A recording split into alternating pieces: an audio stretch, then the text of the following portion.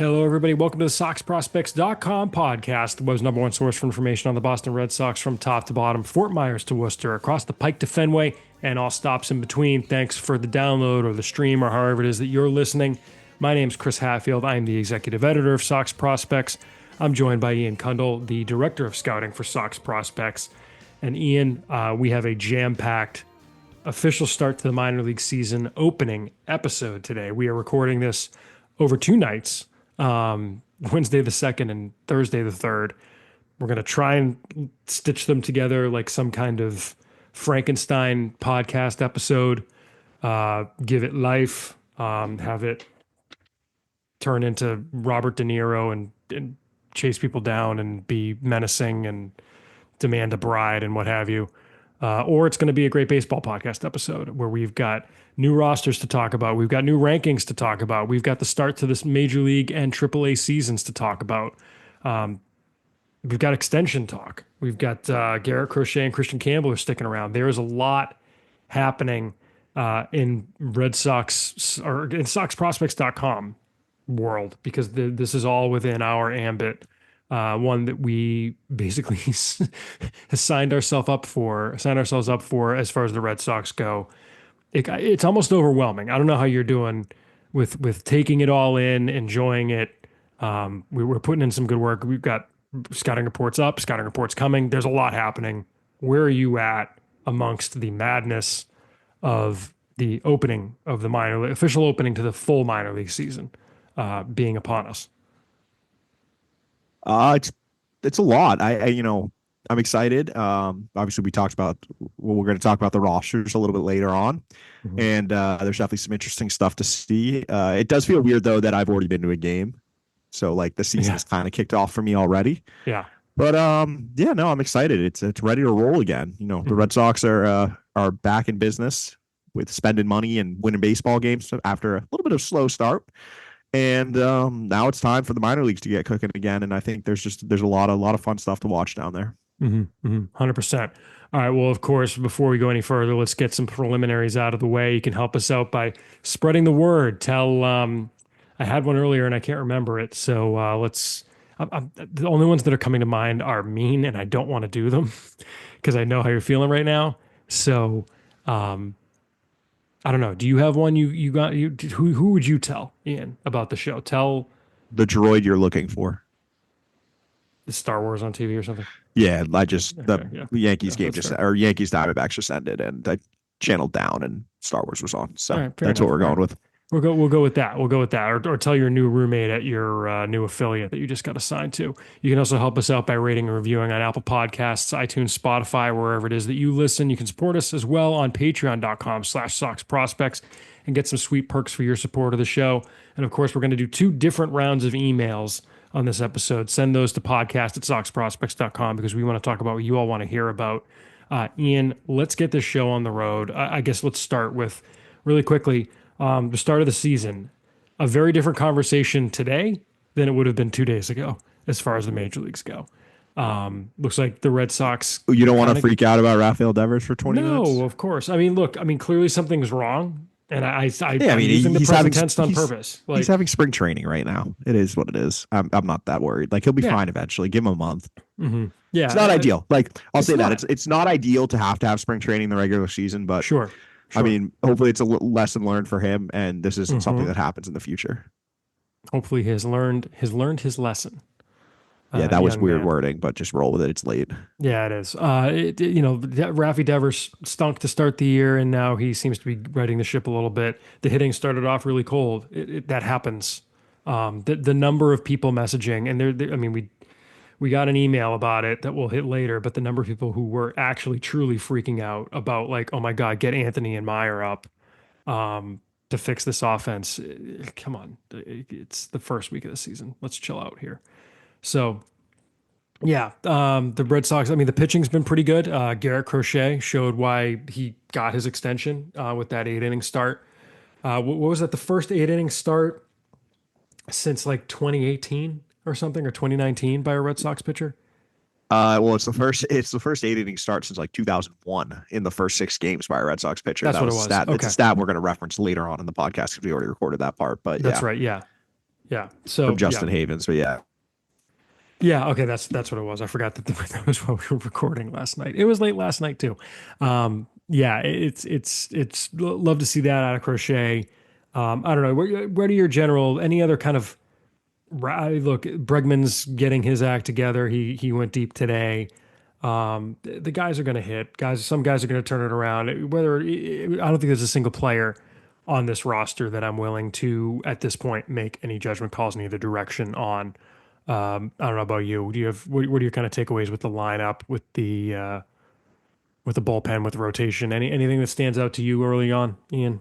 no, I mean, I think the Orioles series was a really good get right series, and let's be honest, Mm, like their losses have not been bad. They've just not hit. It was simple as that. They didn't hit for a couple game stretch. It's going to happen at the beginning of the season. Guys are going to be hot. Guys are going to be cold. It's awesome to see Christian Campbell obviously jumping off to a flying start and just being a monster, being what Barry Bonds I think it was David Sandlin tweeted that today after his well, second home run. they all called him that in the No, minors, that's my but point is that they all yeah, call them that, but it was fun, seeing obviously the minor leaguers are all following Campbell. His rise, it's been a good nice start for Willie Abreu, and it was nice, these last two games to see kind of the top of the lineup get going. hmm hmm Devers had a couple knocks yesterday. Story had a home run. Costas finally got on the board today. So I think, and Bregman, obviously, I think that it's going to be a good team. And, they're going to have their ups and downs. There's going to be some slumps. But I think, always are. it's just the things that I like. I think the most encouraging thing, to be honestly, is the defense. Like the defense is so Yeah, much better than last year. yeah, And when you see this, it's such a nice change to just when a ground ball is hit, you just have confidence that double play is going to be turned. And yeah. that's not been the case for the last several years. It's the small things. And I will, I'm happy, as I said at the time, I'll happily eat crow. So far, the bullpen's been excellent. Hmm If that continues, the Red Sox are going to be a very dangerous team because, I think that was one of the areas that is still, there's some questions, but so far so good. Keep up. They obviously had that one bad slate and outing. I think that game against, what was that, the first game against the Orioles, I believe. Was it? Yeah, that sounds Yeah, right. he gave The up like loss, four. You gave up like four runs the and did Monday. get an out. But other than that, like the bullpen's been really impressive. Defense, and when you have, you get pitching and defense, you can make up for some questionable or some slumping offensive performances, and Sure.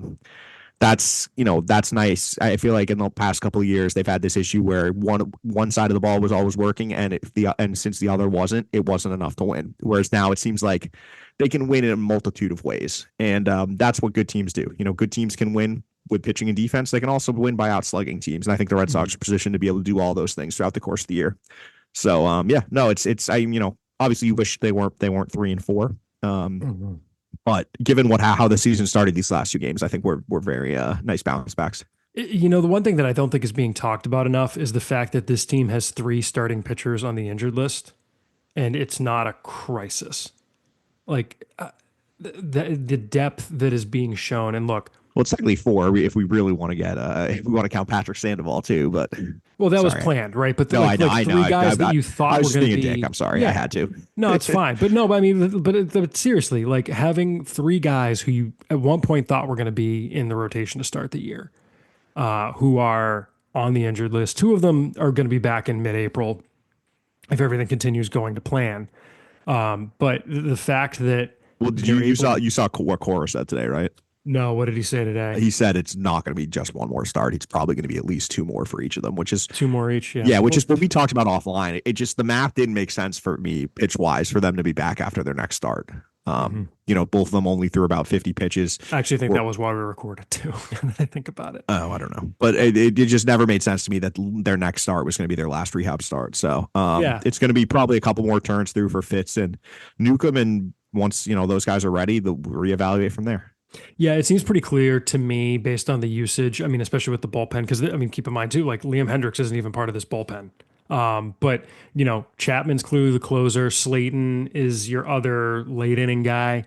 who you can Well, I also. wouldn't say clearly the closer. I think I it's was thinking about that. You're right. I think Slayton and Chapman are your Clayton and eighth and Chapman ninth are inning your guys, and it's going to yes, depend on the matchups. And 100%. whichever pocket is more left-handed, Chapman will get. Whichever pocket is more right-handed, Slayton will get. I think And that's what it is. yep, that's fair. And then Whitlock is your late inning guy that can give you a couple innings if if it's tied, say, or The one something, thing, right? and the one concern I have with the Whitlock thing is that if he goes 2 innings, they said he's down for 2 days afterwards, which is why I kind of what I was talking about in the offseason, or excuse me, in our preview episode, that you need that fourth, like, late inning guy, which I think Hendricks was supposed to be that. Zach Kelly had a nice inning today coming in a 2-run game, getting out of it. Maybe he can, because he's got the stuff to step into that role. Well, but it's just, and Justin Wilson, I think, has also been fantastic to start the year. well, that's what I was going to say is Wilson and Kelly seem like the close end in the sixth or seventh guys. Yeah. So it's the question of they need someone to bridge that when Whitlock's not available. Yeah. And it's like, can those guys be that guy? They might be, the lefty and righty versions of that. And then, Criswell is mop up right now. He looks like true mop up. He's only pitched He's Chase once. Anderson. He's Chase Anderson, and Bernardino is the third lefty slash. You're up here. We're okay with you being up here, but those two are clearly the two to go. I think Bernardino is someone. Back. Bernardino is going to be like, it's the fourth inning. The starter didn't get out of it, but we also don't want to go to a long man. You come in and bridge for 2 innings. Sure. Or like they had him warming up today when they look like they might blow it open the ninth and get it to like a 6-run game. He'll probably come in a situation like that. Sure. Yeah. Yeah. So I mean, it's working for now. That's like him and Weissert, I think, are kind of similar in that regard. Yeah. Yeah, it's working right now. We'll see how it goes. Ian, not perhaps the biggest news. The biggest news this week has been the Red Sox signing not one but 2 long-term extensions with key members of the club. The first one, which dropped on Tuesday, was that the Red Sox signed Garrett Crochet to a 6-year extension that I believe has an opt-out after year 5. But then language in there, if Crochet winds up blowing out, that it like takes the opt out away, or it adds a year. It's or if he misses 120 games because of certain injuries. Reed, Tommy John. His opt out is voided, and the $15 million year is tacked on at the end. So he signed that extension on Tuesday, and then on Wednesday. Christian Campbell signed an 8-year, $60 million extension that could max out at 10 years, $100 million.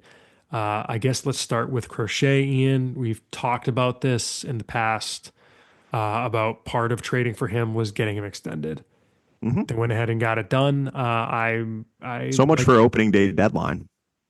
Well, and you know what I think it was? There was the report that Rob Bradford had that they got really close.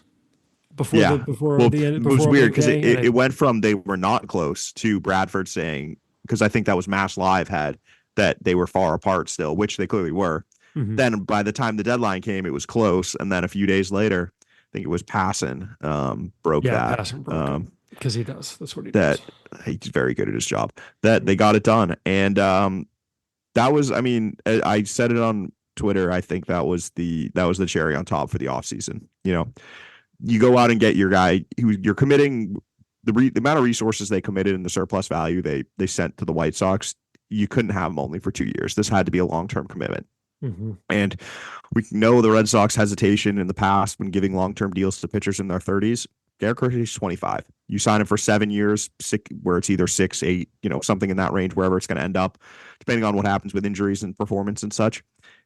At the latest, he's going to be 31, I believe, when the deal ends, or 32. So you're paying for his peak here, and that's what you should be doing. I'd much rather, a deal like this, even with giving up the assets and trade they did, than having to pay what the Yankees are paying Max Fried for his 32 to 38-year-old seasons or 39-year-old seasons. So I think Craig Breslow and staff deserve a ton of credit. I think it's a fair deal for both sides. Crochet, there was a lot of risk for him for pitching this year. If something happens, or if something happened this year or he didn't pitch well, you're talking about a guy who has just no track record of other than the 140 innings last year. He's never thrown 200 innings in a season. It's not like he's a guy who's won a Cy Young or anything. So there was definitely some risk with him, but I mean, he got, what was it, the highest guarantees ever for a pitcher entering their age 25 season. So I think that sounds right. Yeah. He did really well for himself with this deal. And I'm going to guess what ended up happening was he probably wanted 200. The Red Sox were, 140, 150, and then they met in the middle. So I think it's a good deal for both. And I think it's important that the Red Sox are, doing what other smart teams have been doing, which is lock up your guys. Don't wait for this to get to free agency because only bad things happen the closer you get to free agency. Get in, get early, sign them, get a discount, or not so much a discount here, more of a discount I would say with Campbell, which we'll talk about in a minute, and get some certainty with your team. This is a guy now you can just imagine is going to be heading the Red Sox rotation for the next 5, 6, 7, 8 years, and so that's just a really exciting development. Yeah, and I mean, this isn't a contract where the Red Sox don't take on any risk. They do take on some risk here. No, they take on a ton of risk. Who has never pitched more than, I mean, he's got like 300 career pro innings, right? Like 146 innings is career high. That was last year. That was the only season he's thrown more than 54. Yeah, I mean there's a huge amount of risk there. But the stuff, I mean, look at what he did on Wednesday night. That's your stopper. That's the stopper they have not had in years. Tanner Houck had a great year last year. He wasn't a stopper, or a great first half, I should say. He wasn't 8 innings in a second start, 8 Ks, shutty. You know what I mean? Yeah, I mean that was shout out to Justin Havens from Underdog and Baseball is Dead. He's the self-proclaimed Nugget chef right now on Twitter because of he drops factoids like this. Garrett Crochet is the first Red Sox pitcher with a start of 8+ scoreless within the first 6 games of the team season since Pedro Martinez in 2001. That tracks. I'm not surprised. It's been a long time since the Red Sox have had a guy like this, and to see him go out there on Wednesday night and what he did, 8 innings, 102 pitches, 4 hits, 8 Ks, walked 1 guy, 14 whiffs. Fastball was right on back up into the high 90s, had more velo than he did in his first start. And it was nice to see him get back to basics in this one. You could really see he was feeling it and he was just letting it rip. It was 50% fastballs and then mixing in the secondaries, which is more in line with what he was for his career. Whereas that first start with Texas was just weird because he was throwing it was like all cutters. Yeah. And that's just not who he is. This is a guy you go out there and he dominates with his fastball. And that's what he did against a very good Orioles lineup. And so, seeing him go out there and have a performance like that when the Red Sox badly needed it was just so encouraging. And I love the faith that Alex Cora showed in him too, being like, all right, you're at 92 pitches entering the 8th. You still got to go out there and get it done. And he got out of it in 10 pitches. Yep. And yeah, that's what an ace does. So it's pretty cool. And it just helps so much with, when you're constructing the rest of your team, when you have your ace locked in. Now things can kind of fall in the line. Bayo, how someone tries to take a step forward becomes that 2 this year. Or if they don't, you go out and get a 2 maybe in the offseason. Everything just makes a lot more sense now with Crochet locked in at the top. That's 7 innings every 5 games that's accounted for, if not more, right? That's huge.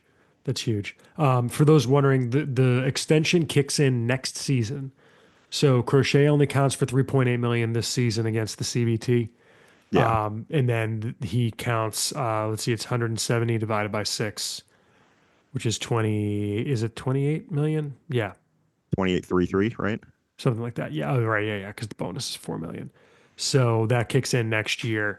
The reason you do that is just, this year it's worth the savings. And then starting next year when he's getting paid, that's what he counts for against the CBT. We already talked about the opt-outs, et cetera, et cetera. Shout out Alex Spear for having that opt-out language. That was a very nice get. Yeah, the opt-out language, and then the extra year, the injury year, language. Yeah, that's what I meant. Yep. The other extension, Ian, is the extension signed by Christian Campbell. Finally, like it took long. Got one. Yeah. And to me, I mean, this is just a different level than Bayo. I mean, look, I still think Bayo and Rafaela's extensions were external pressure applied to.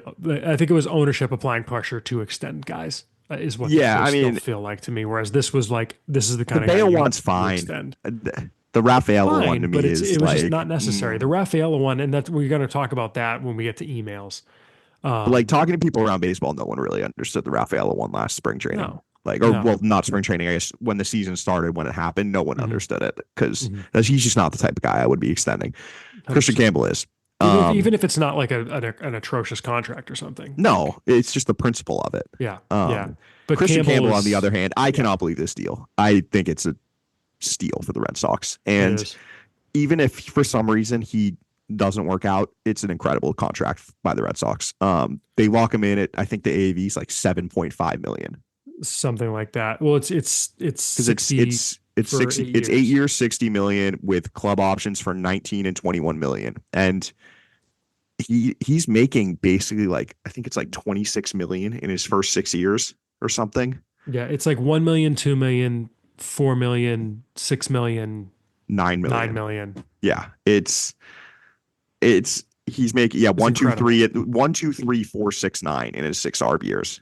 Like, He's making less than Cedar Rafaela each of the next 6 years, which is not apples to apples because Rafaela is a year ahead of him in terms of service time. But well, like, I think another one, Jackson Churio got 882 before he even played in the majors, yeah, and his 2 option years are 25 million each. yeah, it's Like, it's it's a it's a it's an good deal for the incredible Red deal. Sox. Yeah. And do you know what? And I'm never going to blame a player for taking them, like for Christian Campbell for getting $100 million before he's 25 years old. Like, that's sick. Hmm. But like, and that's the thing is like, if the two parties agree on it, I just don't bash the player. You don't need to say like you got fleeced or whatever. I'm sure him and his family are extremely happy with this deal also. Yeah. So, I mean, I think, when both parties want to get something done, this is what happens. And Christian Campbell clearly has, I mean, he's, I think, the poster child for what the Red Sox modern hitting development is. Sure. And Yeah, of course. I think he recognizes that. He's extremely comfortable here, clearly. And, you got a team that put a ton of faith into you. They drafted you in the 4th round. They developed you. They got you in the majors within just over a year and a half. Year and a half. Yeah. Yeah. And I think this is partially him like rewarding it because he wants to be here for the foreseeable future. And I think that's pretty cool. And having homegrown players is fun. We talked about it extensively. As if you're a fan, it's more fun rooting for guys that have come through the system. Yeah, of And course. I think having Campbell locked in is It's just why we exist. Yes. Having Campbell locked in is a huge step because, and this is something we're seeing it around the game. I think it's funny that this happened the same day that Jackson Merrill got extended, the Kettle Marte got extended. Position players are just not going to be hitting free agency. Every year, the free agent classes are getting weaker and weaker because teams are doing these extensions earlier and earlier. How many extensions have been announced in the past 48 hours? It's Ketel four. Marte, It's four. Marte, Crochet, Campbell, and Merrill. Jackson Merrill. Thank you. Yeah, it's four. But these guys are getting extended earlier and earlier. And this is the first one to me that feels like the Red Sox like dipping their toe in that market in like the Albies, Acuna, Jackson Merrill, Churio, Corbin Carroll, et cetera, like that type of extension. This is the first one for me, where you can see the savings, where, that deal in 10 years is going to be 7.5 AAV for Campbell in 2030. Like, that's crazy. In 2030 money, keep in mind. In 20, and that's what I'm saying is like, think about it as a percentage of the CBT number now versus as it continues to rise. Like, right. So, even if in a couple of years he doesn't, let's say hypothetically he doesn't turn into an all-star, but he's just a solid regular, it's still going to be a perfectly fine deal. It's a perfectly fine deal if he's a bench player. Yeah. So, and by the way, he's gonna get access to that pre-arb pool too the next 3 years, right? Yeah, I mean that's great timing by the Red Sox because they still can get the pick if he wins Rookie of the Year. Yeah, that's why you wait until after he's debuted. Yeah, and let's be honest, he looks fantastic. I mean, he's great. An electric factory. His at bats are becoming must watch. I think that even if you're a casual baseball fan, he's such a unique player, and the way he goes about it, and like he had an out today. I don't know if you watched today's game. This is Wednesday. This is Wednesday. Yeah, one of his outs, he like threw the bat at the ball to hit it, and popped out to shortstop. Awesome. It was incredible. The bat ended up out near the pitcher. And I don't know how he made contact on it. It made no sense that he got bat to ball, but that's just him. That's like, he's going to do some quirky things like that. And he's also going to rip multiple doubles in, pretty much every game. So the Christian Campbell experience is electric. And I think, for the Red Sox fans, it's just awesome that he's someone you now can count on that's going to be in your lineup for the next decade, probably. Yeah. 100%. The thing that I just hate is I really hope we don't then get like Roman Anthony extension watch. Because it sounds like that's not nearly as close. Well, no, I think I just think it's very different circumstances. Like, as I said, Campbell is not sitting on, he got signed for $400K. Yeah. Roman Anthony signed for almost $3 million. It's a big difference right there. And I think also like things like age, I think Campbell. Yeah. I thought he was 2.8. No, was he 2.5? Yeah. Sorry, 2.5. No, that's fine. I had to double check just to be clear. And then let alone Marcelo Meyer was what? Way above that. 4 something, I wanted to say, but I wasn't 100% sure. 4.3? No, Jesus, 6.6. Oh, 6.6. So it's very different circumstances with those two compared to Christian Campbell. And I also think it's different when you're talking about high school guys where, Campbell wasn't going to hit free agency if he didn't extend until he was in his late 20s. Like Anthony and Meyer both have a chance to hit it at 25, 26. Mm-hmm. So it's going to cost a lot more, I think, to extend those two. Sure. I would guess if I had to tier it, Meyer and then Anthony is going to cost the most, in my opinion. And I mean, we'll see if they're, we'll see if those are something those guys want to do. But if I'm the Red Sox, I'm approaching both of them and trying to get something locked in. Mm-hmm. And I like with Anthony, I wouldn't hate if they were just like, we'll give you, here's the Jackson Chourio contract. If you take it, you're in the big leagues tomorrow. Like just right now, just go to him. Mm-hmm. And frankly, I wouldn't hate the Jackson Merrill deal for him. I don't know what you think about that, but I know Jackson Merrill had an incredible season. What do you have, like a full 5 WAR season last year? I mean, the problem is with the Jackson Merrill deal, you're giving it to a guy with a year of service time already. Well, exactly. You can't literally give it to him. No, they can't do that number. So but you tweak it to add the 0 year. Yeah, you find some way to make it work, but like I would go above the Chourio deal for yeah, I would too. For Anthony. I think he's that good. Yep. By the way, we should mention just really quick on the Campbell extension. His extension does kick in this year. Correct. So this year he counts against the CBT for like 7.5, 7. Yeah. But that's the way. That's smart doing it that way. It just spreads it out more. You spread it out more. Whereas, with Crochet, the next 5 years, it's not that much of a difference. Whereas this year would have made a huge difference. With Campbell, you're jumping from like 1 million to 7 million this year, but like the savings in later years are 100% worth it. I mean, he's going to be making potentially 20 million and counting against the CBT for 7.5. Yeah, because they're still under. There's even with this extension, they're still under the second CBT threshold. Mm-hmm. I think the great Red Sox payroll, who runs our payroll projections, has them at 257.4 right now. So that's like 3 and change under the second threshold, which is the first one I think where it really matters, because like this year since this is their first year over, it's just going to be a 20% surcharge, and they could sneak under next year. I wouldn't be surprised if that's the case. But the second one is where you get, that second tax. So it'll be interesting to watch. They've got enough room to make some big moves at the deadline if needed. 100%. All right, Ian, I think that anything else on extensions, or shall we move on? No, I just to hammer home the point, I think it's really cool to see them being so aggressive and feeling like the old school Red Sox again, in the sense that, they're spending big. This is a team that I think it's right to have expectations that they can compete for the American League crown this year and then for the foreseeable future. And you can really see that pathway that I think started under Chaim Bloom. And then Craig Breslow has continued of building towards a sustainable contender year in and year out. And of course, Ian, this time of year, we always have one of our big updates. The beginning of season rankings update went up on the website today on Thursday the 3rd. A lot of movement, a lot of things to talk about, Ian. I know some months when we do our update, we're looking at it and it's like there's not really a whole lot to talk about. You could get lost in this update. Ian, I'm thinking we go through and we talk about the big movers.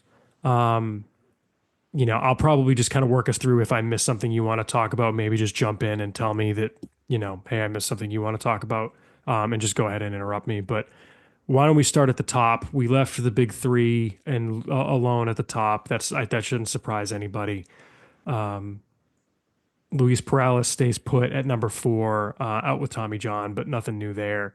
At 5, Franklin Arias is still there, but I think that's where what we were looking at starts. That's where the 4.5 tier starts. Arias stays put, followed by 2 of the biggest movers, at least in terms of magnitude, if not number of spots in the rankings, Ian. Mikey Romero rising from 13 to 6, Juan Valera rising from 19 to 7. I think there wasn't a whole lot of conversation about either of them approaching Arias quite yet. Might be in the offing depending on how things go. I don't think Arias is untouchable there, but really Romero and Valera, we talked about how they were 2 of the standouts in camp already. But just how did that factor in and how you wanted to rank them relative to others on the list? Yeah, I think that for me, you can kind of see with the grades how the tiers work out, and I think that Arias has kind of is like this is a tier, like the kind of the next 3 to 4 to 5 guys, and if you really want to stretch it, you honestly could say all the way out to like 14, 13, 15. Well, the 4.5 tier goes down to 17 now. Yeah, but I don't think I don't. But You not could all not they're not all created equal. And then I guess no, but you've like got you honestly, Narvaez at 20 as a 4.5 now that's because different that's what animal. he Like is. No, I know, but I'm saying it's different. It's a different floor and ceiling there, so he's kind yeah, of but on like an I island. mean I wouldn't put Dorian Soto on the top 10, but like I think MLB Pipeline has him already there, Pipeline so does, yeah, you yeah. can Jay make a does. case. And frankly, based on the reports we have, you could probably make a case for it. So I He think that might have the highest ceiling of the group potentially. I think of the position players, he 100% does. Yeah, I Um, mean that's how we have him graded. yeah. So So I think that this group though, this is the meat, this is the depth in the system right here. Like this mhm. is a very strong group. And and the fact that we had some pretty big disagreements on how we had it ordered shows the depth. There's Yeah, a variety of ways you could do this. It really depends on, it's kind of like a build your own adventure. What are you looking for in a prospect? How you want to rank these guys. But I think that Romero, obviously one of the standout performers in camp. I know people have been waiting for this one, but he's someone who certain people think could jump into like the top 100, maybe even higher potentially this season in the national rankings. Um, so we'll have to see on that how that call goes. But there's definitely, he's got some big fans in the organization. He's someone who I think who, having seen him live, I think could be in for a big year. Juan Valera obviously looked great. mhm. He's the age of a high school senior, and he's going to be in Yeah, Greenville, which is crazy. Something obviously we'll talk about a little later when we do the rosters.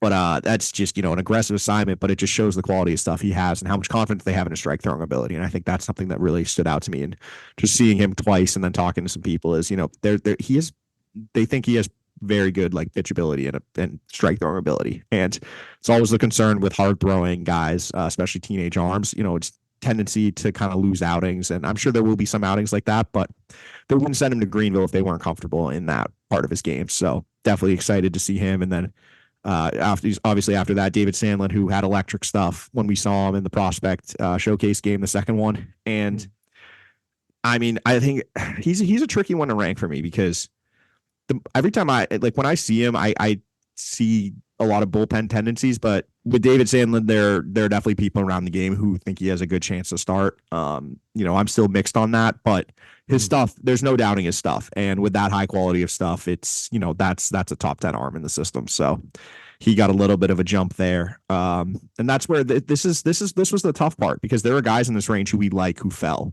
And Yeah, I think Cespedes is a good example of that. Like mhm. he's got elite bat speed. He might have the quickest non-Christian Campbell bat in the system, but Mhm.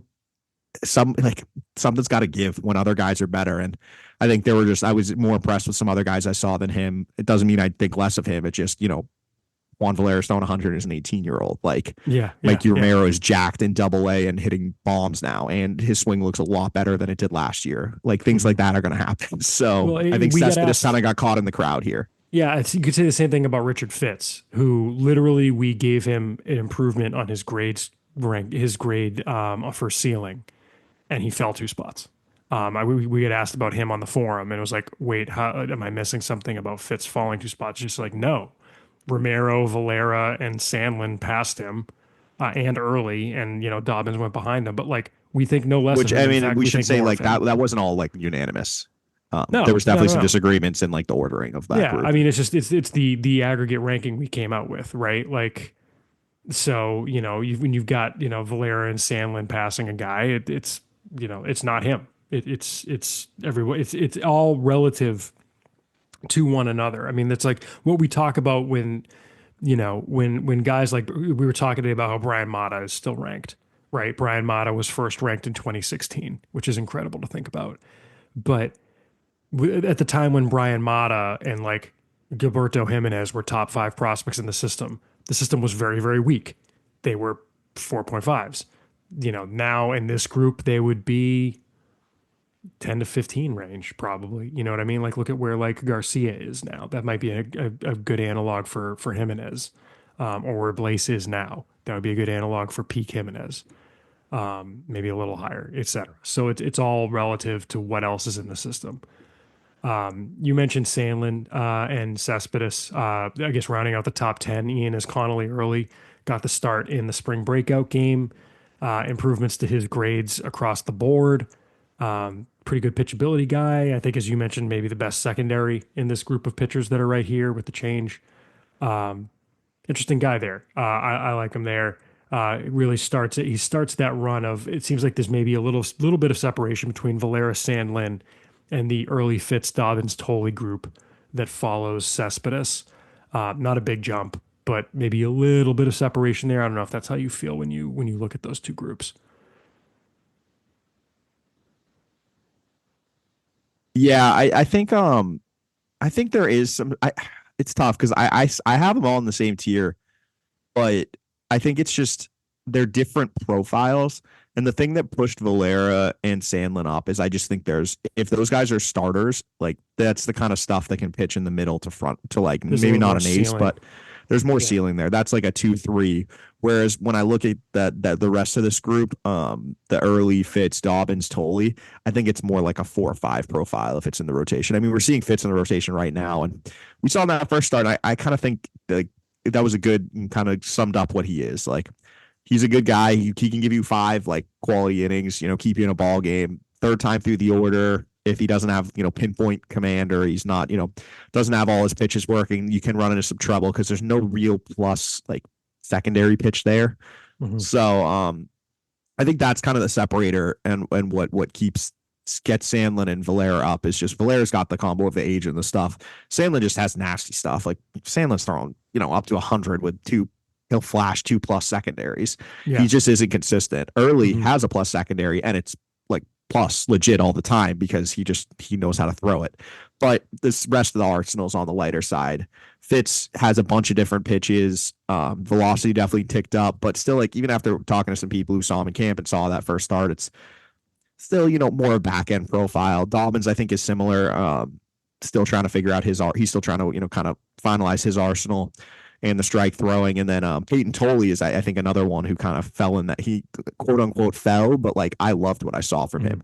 Yeah. Problem is he's He's a big ball it's of clay. basically one pitch right now. Yeah. Like the rest of the arsenal is really light, and it's gonna like there's potential, and in 3 months could he be 5th in the system? Absolutely, wouldn't be surprised at all. If he comes out and starts showing like he has a plus breaking ball, or he can take a major stride with that changeup, maybe adds a cutter. Like I'm just throwing stuff out there, but like if he makes a jump with the secondary stuff with a potential 70 fastball, he's going to be up in the top 5 too. So there's just a lot of upside here, but it's also the guys I think at the bottom have more questions right now. You know who Tolley's giving me? Tolley's almost giving me pre-splitter Papelbon vibes, which I know is before you were, the director of scouting for us. But Yeah, I mean, in I'm the sense not old of like you guys, so that was way nice. before my time. I really appreciate that. But it's almost like a lefty sort of Papelbon vibe of one really great pitch. The rest of the arsenal's really light. And when Schilling taught him the splitter was when he really took off and became, the pitcher he became. So it kind of Well, gives and me I think that I sort think of vibe. with Tolley too, I think people need to be patient with him because Yes. I would not be like, he could go to Greenville and just throw 70-80% fastballs and just destroy that level.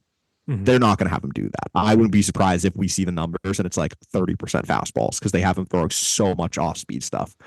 And the results might not match up, but that's where you got to just trust the process here. I think the Red Sox deserve the benefit of the doubt when it comes to that. They've shown the ability to make these massive strides and really elevate pitchers by tweaking their arsenals, through all the data and everything they incorporate into their developmental process. So I think Tolley's a great example of that. Kind of like you said, he's that ball of clay, and you just got to let them cook. 100%. Moving down the line, Ian, the next up, we get a couple of outfielders, and this is when we start to get to another tier of position players with some pitchers mixed in, I think is maybe how I would describe it. Stinson Garcia and Miguel Blaze at 14, 15. We're gonna get questions about Blaze dropping from 6 to 15, Ian. So I'm interested in your take and because that's not 9 spots. I don't know that we can call that guys passing him necessarily. It's within a tier. Like It's not like he dropped to a 40, but I just think there's more questions. And at the end of the day, he hasn't really performed in 2 years. I know there's been injuries. There's been whatever. He was hurt again when we were down there, which I think is now. Well, no, I mean, I saw him for a decent amount of time. I saw him for like 4 or 5 days, and then he didn't play the second week, basically. But and he wasn't hurt also that I guess he time. was sick. That's different Yeah. too. Yeah, that's So I don't think he's injury prone. I just think that there's just a real lack of consistency, both because when he's on the field and because of injury. So it's a combination of the two. Is he just hasn't put it together yet. He'll show flashes of raw tools, but the swing still has some weirdness that I think I've talked about it before. He's just got this real, like, it's kind of like an arm bar almost. And the result is he tends to come around the ball, and it's why his infield fly ball percentage is so high. And it seems like something that is not fixable, because I feel like if it was, they would have already tried. And so that's a little concerning to me. But I think just, yeah, it's a combination of other guys passing him and him. I feel like he's kind of plateaued these last couple of years, and we're just waiting for that breakout, and it just hasn't come yet. 100%. Moving down the line, Jetix and Paez at 16, up 7 spots from 23. I think that's fair to say. We heard some really good things about him. Did we wind up seeing him down there? I don't think we did, right? Because he was mostly doing like velocity training type stuff in the back. Or yeah, he didn't pitch in. I didn't see him pitch. He pitched in the stadium one day, but we were out at the backfields. Um, I yeah, nothing's really changed with him. I've heard he's up to 95 now. Last year he topped out about 94, so not a huge change, but a small. But that number doesn't really matter to me. What I want to see is what is he sitting in the fifth inning? Because if he's if he's 89 to 92 in the fifth inning, that's the same as he was last year. If he's 92 to 94 in the fifth inning, that's a different story. That's what really matters to me. But I think just talking to scouts, hearing some chatter about him, talking to more people who saw him at the end of last season, and obviously I think we've talked about before, he's a big model favorite, the more analytically inclined, and kind of like the analysts love him. Guys who throw strikes like he does just don't grow on trees. And I think that even if the stuff might be on the little light side, if you can spin a breaking ball and have good feel for a changeup, and you throw that many strikes, they'll find a way to make it work. So yep, that kind of pushed them up. Yep. Moving on, the next 4 guys are 5 guys. No, I guess it's 5, including Paez, but this is a group of movers. We've got Dorian Soto up from 30 to 17. That one just more, I think it's, look, this process at this time of year is a reevaluation of the entire list. And I think based on what we were hearing down in camp, just some folks that were really high on this kid, re-examining things within the list, within the organization, it felt like it was appropriate to goose him up a bit and put him in that 45 tier. So Dorian Soto up to 17 from 30. The other big jumper is a guy that we talked about a lot, Ian and Brandon Clark, moving up from 34 to 18. We've talked about what we saw to him in the spring breakout game, what we saw to him in camp. Not a terribly big surprise that he moved up. People were... I thought you had already said this, but I think we can say now that when you were referring to guys you wanted to see in camp, he was one of them based on reports you were getting. Yeah, it was him and Valera with the 2. Yeah. So we saw him and he hit trips. So I saw both of them hit trips. Yeah. I guess Clark technically didn't in the spring breakout game. I was listening to Parker had him on. I saw him do it. He did it in his next start. Yeah. On the back. I think I have a video of it because the gun was in frame when I was. I think you do. That's right. Yeah, I remember that now. But I think I did have some people who were a little surprised he didn't go higher. And they were surprised Clark wasn't higher. Yes, correct. And I just wanted to kind of address that and explain the process there. Mm-hmm. So his fastball, like, he's got huge velocity and it's a great frame. It's not everything. I think the rest of his arsenal and kind of the rest of him as a pitcher is still in the raw side, and that's why he's in Salem. Like you can see, they sent Tully to Greenville. Clark's in Salem. He throws extremely hard, and like there's definitely there's definitely a floor here of a reliever, but he's got there's a little more development needed when it comes to developing the secondary offerings. The breaking balls were okay. The changeup was not very good. That's definitely a work in progress pitch for him. So I think his development's going to be a little slower, and I think going to take a little more time, which is what pushed him out of that pitcher tier that we were talking about earlier. Yeah, it is interesting that after everything, Tolley was the only guy that broke camp with Greenville from last year's draft. It did seem like. Well, I mean, Montgomery would have been there if he was. Montgomery would have been there for sure, and I think just part of it, and we talk about a little bit about this later in the segment we already recorded, but it's just like. They have too many arms. They have too many arms. They have to push guys lower. Like guys who would normally, I mean, there's the 2 guys leading the Greenville rotation who would have been promoted aren't still there, and in Mullins and Paez. Paez, yep. So I just think it pushed everyone down as a result of that. Exactly. Two more guys who moved up coming up next.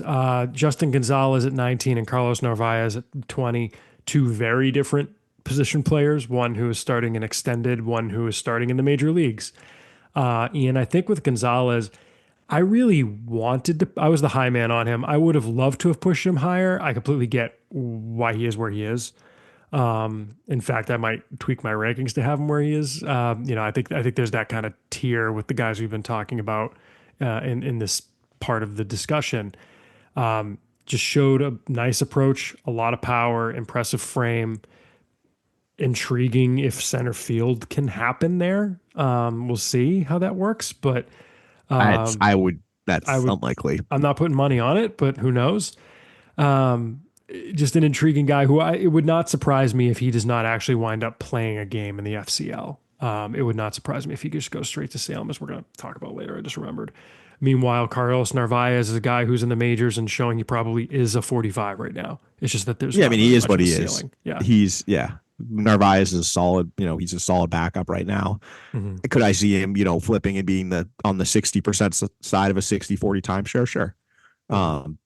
I don't know if there's, we're talking about a guy who's going to be, one of the top 10, top 15, even top 20 catchers in the game. I think he kind of slots in Mhm. near the bottom of the starting crew or as a high end backup. Sure. Yeah, I think that's And fair. then with Gonzalez, I think the thing that kept me from doing that is it's just a tough profile. Right guys who are probably going to be a corner, as Mhm. we've seen. That's just not a type. You got to mash. You have to mash, and he Mhm. could because he's huge. But Sure. also at the flip side, he's 6'6", 230, 40 at 18. Like, Mhm. What's where's that that body going body? to look like in Yeah. 4 years? So Yeah. I just for me as far as then I think we talked about on the last episode when I was with Mike. I loved watching him play. It was so much fun. At the same Yeah. time, you got to be like level headed or grounded with this stuff, and that's just like that's a really tough profile as an 18 Sure. year old. I think that when we're on the backfields, Ian, it's like there's always a couple guys who, when they're up, you stop what they're doing to go watch them hit. Yeah, because I mean, there's He two was games one going of on at them. once, and it's not just us; it's everyone. Will Sure. matriculate over to one field when it's like, oh, this guy's pitching or this guy's up. Like, let's go Mhm. watch that. Yep. And he definitely got that treatment. 100%. 100%. Moving into the 20s, then, Ian, the next five: Dalvinson Reyes at 21, Conrad Cason 22, Luis Guerrero 23, Blake Wehunt 24, Alan Castro 25, and I guess I'll add Nelly Taylor because he really goes with Castro at 26.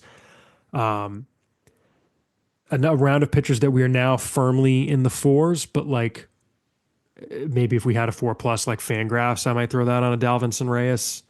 Maybe not a Guerrero, but he's close to major league ready, right? And Blake Wehunt, a guy who we saw in the spring breakout game again, and you know looked really intriguing. To go with Kason, who's going to start an extended playing two ways. To go, and then you have the two kind of mid minors outfielders there. It's an interesting group. I think Kason, Guerrero, Castro moving down. I think that's part of just kind of like sorting out tiers more than them falling. Does that sound right to you?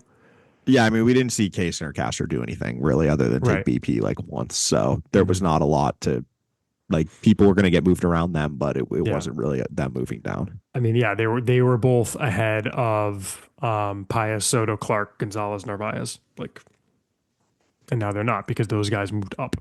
Um, Castro Taylor is interesting. Alan Castro is a guy who, like, he struggled a lot at the end of last year in Portland.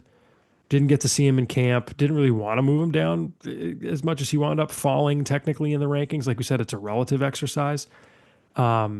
I don't know what to be prepared for out of him this year in Portland. And it would have been nice to see Nelly Taylor, who we got really good, heard really good things about from his early camp.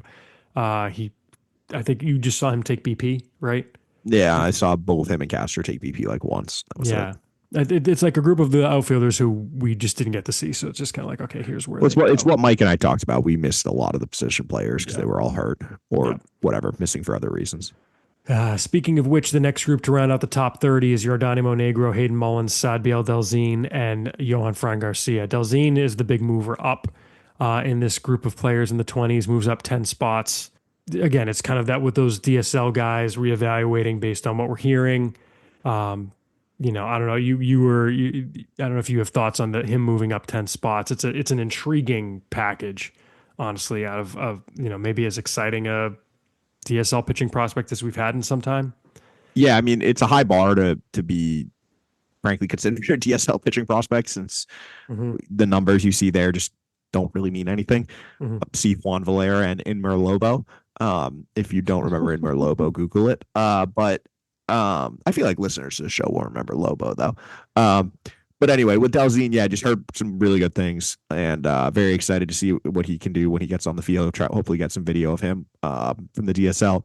And then obviously, yeah, the big mover down here was Yohan Fran Garcia. He's still working his way back from his knee injury. And I think just the profile, similar to what we were talking about, Justin Gonzalez, right guy, might end up as like a first base DH type who has, the conditioning is definitely a question. Mm-hmm. Coming off a knee injury, that's just a tough profile. And so we got to see him back on the field healthy and kind of see what the body looks like before Yeah. We're push him back up to where he probably would be if he hadn't gotten hurt. Sure.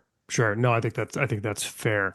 That rounds out the top 30, Ian. Maybe for the back half of the rankings, maybe we just lightning round big movers and big names. Perhaps Starlin Nunez moves up 46 to 33, 13 spots for him. I know that you and I didn't have him quite that high, but again, pretty good camp. Hearing good things about him. Gets to Salem, which was a good thing, as we'll talk about in a bit. In a crowded infield there, just kind of an interesting guy there in that range. A couple movers up. Jojo Ingracia at 36, up 8, which again at 8 spots there is not the same as 8 spots in like the top 10 or top 20. And a big debut at 39 with Blake Aida, who we talked about. I think you and Mike talked about what you saw to him or what the reports were we got on him. Yeah, because you didn't see him. No. But he debuts at 39 based on the reports there. It's an interesting guy from, the pitcher heavy draft last year. There's a lot of, Brady Tygart is up to 31. There's a few arms in that class that are pretty intriguing. It would have been nice to see Brandon Neely, but unfortunately he's on the 60 day. He falls to 50. But yeah, Aida, really interesting arm. You mentioned the spin rate on the breaking ball. Intriguing package to go with it. Who else in kind of that 31 to 40 range stands out to you? I think Nunez has kind of separated himself, I think, in terms of like the low minors, Latin non-Cespedes areas, Latin infielders. Mm-hmm. I think he's kind of past like the Marvin Alcantara, guys like that.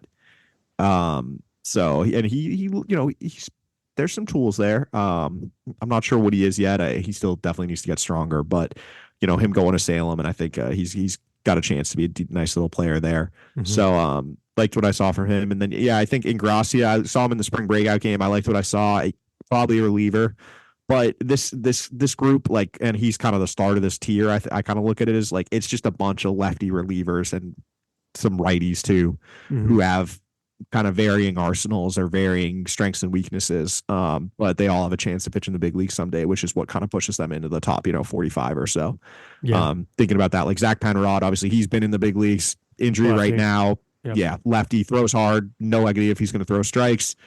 And we don't really know what the injury status is. I guess he's throwing, which is encouraging, but we'll see if it gets back. I mean, it's going to call it a sprain. We'll see. Yeah. Then Eduardo Rivera and Noah Dean and Shane Drohan, I think, all kind of fall in that same camp for, as I said. Lefties, yeah. Yeah, like Rivera and Dean both have huge stuff. Very questions about consistency, strike throwing ability. Drohan, I think, probably has a better chance to throw strikes, but the stuff might not be at the same level. So I think all those guys kind of like belong in that same tier to me.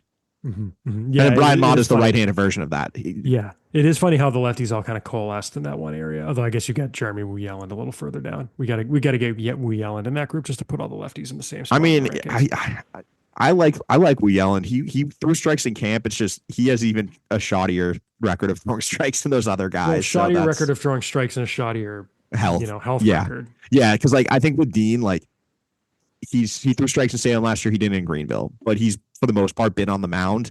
I think with Wu Yelland, obviously, Drohan's had his injuries, Penrod's got his injuries, and then Rivera has thrown strikes for a very limited amount of time. Like he was cut last year by the A's of all teams, which I don't get that. Like cutting a 6'7" guy, like because we gotta if it goes 100, it's an interesting one. But so Rivera, definitely interesting, but we'll see there. But yeah, I think that just shows though, kind of continuation of what we were talking about is like the system is just getting very pitching heavy. There's just not a lot of position players. It's super pitching heavy. I mean, when you, especially down here, is where you really see it because it's and like even the position players, like can we like trust tree here? Do you feel great about where you have Blaze Jordan or Zanatello ranked? Because I don't really. No, it's what I was about to say too is it's interesting because on the one hand you've got a couple of younger guys like Harold Rivas and Hector Ramos, a couple more DSL guys who more or less stayed pat. Yeah, and with those guys, who knows? We're not going to know a lot with them until even we had Andy Azakar as the other kind of really interesting debut. You guys talked about him on the episode with Mike. Debuts at 51 from out of nowhere, right? There's that group of guys. And then the other group of hitters are the guys like Zanatello, Jordan, Justin Reimer, or did we determine it's Reimer? I think it's Reimer. Brooks Brannon, yeah. Brooks Brannon, guys who've been around, Marvin Alcantara, Nathan Hickey. It's these guys who are just almost kind of like, I don't want to call it inertia, but it's like there's arrows on these guys, And then and I think it's that they've just, I don't know if the right word is like they flatlined, but like something needs to change with them. Like I feel like a lot of these guys, is maybe what you plateaued is the right word. Thank you. That is the word. I was going to say they're still living. Yeah, yeah, but that was bad. That's fine. Plateaued was what I was looking for, and it's like if I told you that these guys were not in the top 40 or 50 by June 1st, would you be surprised? I would be surprised if you told me they were out of the rankings. Exactly, and it's like if they're still in the rankings, it probably means they're moving up, though. If that makes sense. I guess so. I mean, I'm exaggerating a little bit, sure. But I'm saying like the path to them staying put right is Zanatello hitting but playing really good defense at shortstop, which is what he did in spring. Keep him what he is, right? Because that's why he is where he is. Yeah, that's why he's not lower. Honestly, like we were kind of wondering, like where do you put Zanatello? With the year he had last year, the bat still looks a little light to me. But he's playing good flashes though. Like he had a couple home runs when I was down there, but sure. I mean, he so would also Luis strike Ravello, out, half the time. Yeah. Yeah, it's interesting. A guy like Nathan Hickey, like he's probably a first baseman who may not have the bat for that. Like we were just talking about, right? Like he's at 52. He's either got to figure it out at the plate or, he's probably going to fall out. Like he's probably not going to be 52 in 2 months. No, and that's what I was trying to get to. Yeah, with that. Yep, 100%. It's just like these are the conversations we have to have with the position players. Whereas I think the pitchers, it's a lot easier to find they're a lot more interesting, I would say. There are interesting pitchers who we couldn't find room for that I wish we could have ranked. Like Gabriel Jackson falls out from 49, like. That's 12 spot drop. And like, I wish we could have kept him in the 60. Right. But it's also just kind of like, I also don't really know who I'm going to move out. Because it's like, I honestly think like Gabriel Jackson to me could have been as high as like 52. I think that this Chris Troy, Tyler Ruberstein, Danny Kerwin, Jeremy Wheel, and Alex Hoppe, Gabriel Jackson, Ryder Sena, who we don't even have ranked, Eric Rivera, who we don't have ranked, Dalton Rogers, who we don't have ranked. I would throw Carlson and Neely in there. I mean, Neely's a little bit of a different animal because he's hurt, but Carlson 49 belongs in that group too. But it's like all these guys are like, they all have a chance to pitch in the big leagues, but they're all probably relievers. Most of them are already. Like and the odds of them being late inning relievers are low. It's like it's really volatile profiles, which is why they're in the 45 to 60 range instead of in like Guerrero territory up in the top 30. So yeah, the ceiling is like younger, better strike throwing Zach Penrod. Yeah, or something like that. You know what I mean? Like it's. Like, I mean, it's a lot of guys who, like, best case, it's like you get a Greg Weiser type. Exactly. Yeah, Weiser's the guy we forgot to talk about earlier. But I knew we were forgetting someone. But it's like I like a lot of these guys for various reasons. Like, Chris Troy has, like, a really uniquely shaped fastball, but his velocity has fluctuated greatly from year to year, even from outing and outing. And we haven't seen any consistency with him. Hoppe, skip to Hoppe. I mean, yeah, Hoppe's the same. Like, Hoppe was back in camp. He's throwing in major league games this year because he's popping up to 99 and throwing strikes to the secondaries. He'll also go through stretches where he can't land anything in the zone. And I've seen him give up 7 runs in an outing. Gabriel Jackson, I saw him throwing way harder than he was last year. He was like 90, I think he was 97 and 98 when I saw him this camp. He also it's like a 30 breaking ball. Like you got to find a secondary pitch there. Jeremy Whelan, as we said, he was throwing 96, 97. I want to say this camp. He's got a cutter. It's just, there's no consistency with throwing strikes there. And the health obviously has been a major question. Tyler Rubenstein's coming back from Tommy John surgery. Danny Kerwin, it's huge. It's a huge arm. He's up to, I saw him up to 98. It's also a brutal delivery where he's coming across his body, and the strike throwing consistency, definitely questionable there. There's definitely some upside here in terms of reaching the majors. As I said, it's very volatile profiles. And, but the reason they're all sneaking in is just because there aren't that many interesting bats to put in. Yep. Yeah. 100%. I'll stop. Yeah, no, for sure. Let's get some emails in. We get some emails from folks regarding the rankings, and we could tear through those real quick.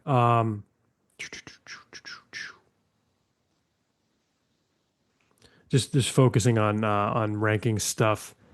Here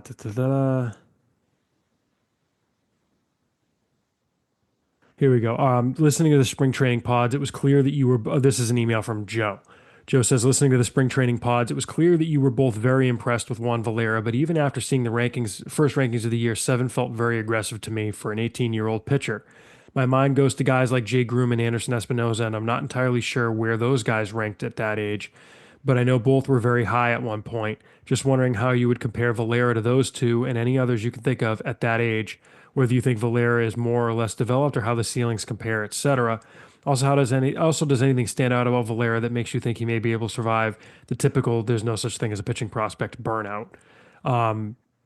Good questions. I like all of them, Ian. I think the first thing that comes to mind is Jay Groom was in high school at this point in his development, which is a big part of it. Jay Groom played with the Red Sox. Was he 19 when he was drafted? Yeah, I think he was. I remember him being kind of old. Because I remember, because he had an IMG year, if I remember correctly, or but it wasn't a post-grad year. It was his junior year. No, I know, but I'm pretty sure he back was to Barnegat. I thought he was older though.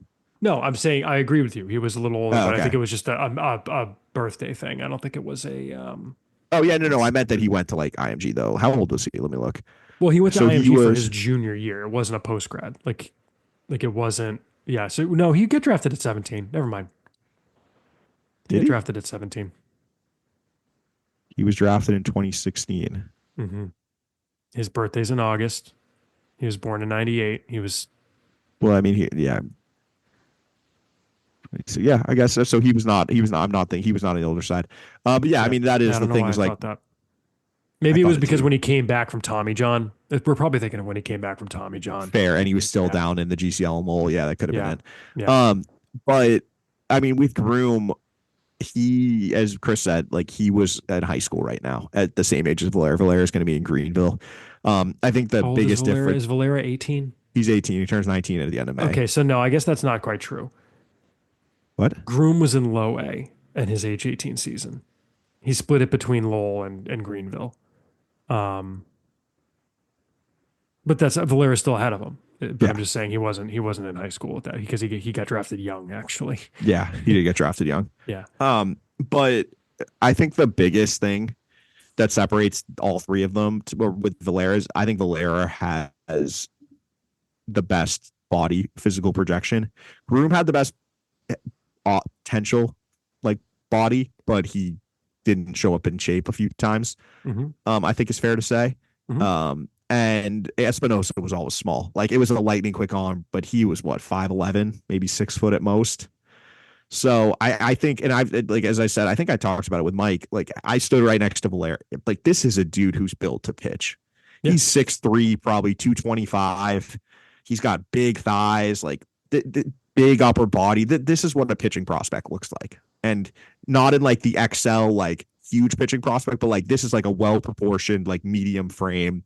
This is the kind of this is the build that you feel like you have confidence in. This is what a lot of starters I feel look like at the major league level. Mm-hmm. The 6'3", 6'4", 225 frame that he has, and I just think that physically he's got that going for him, and then the stuff Groom probably had Valera's got a better fastball. Groom's had a better secondary with the curveball. Probably Espinosa had a better secondary.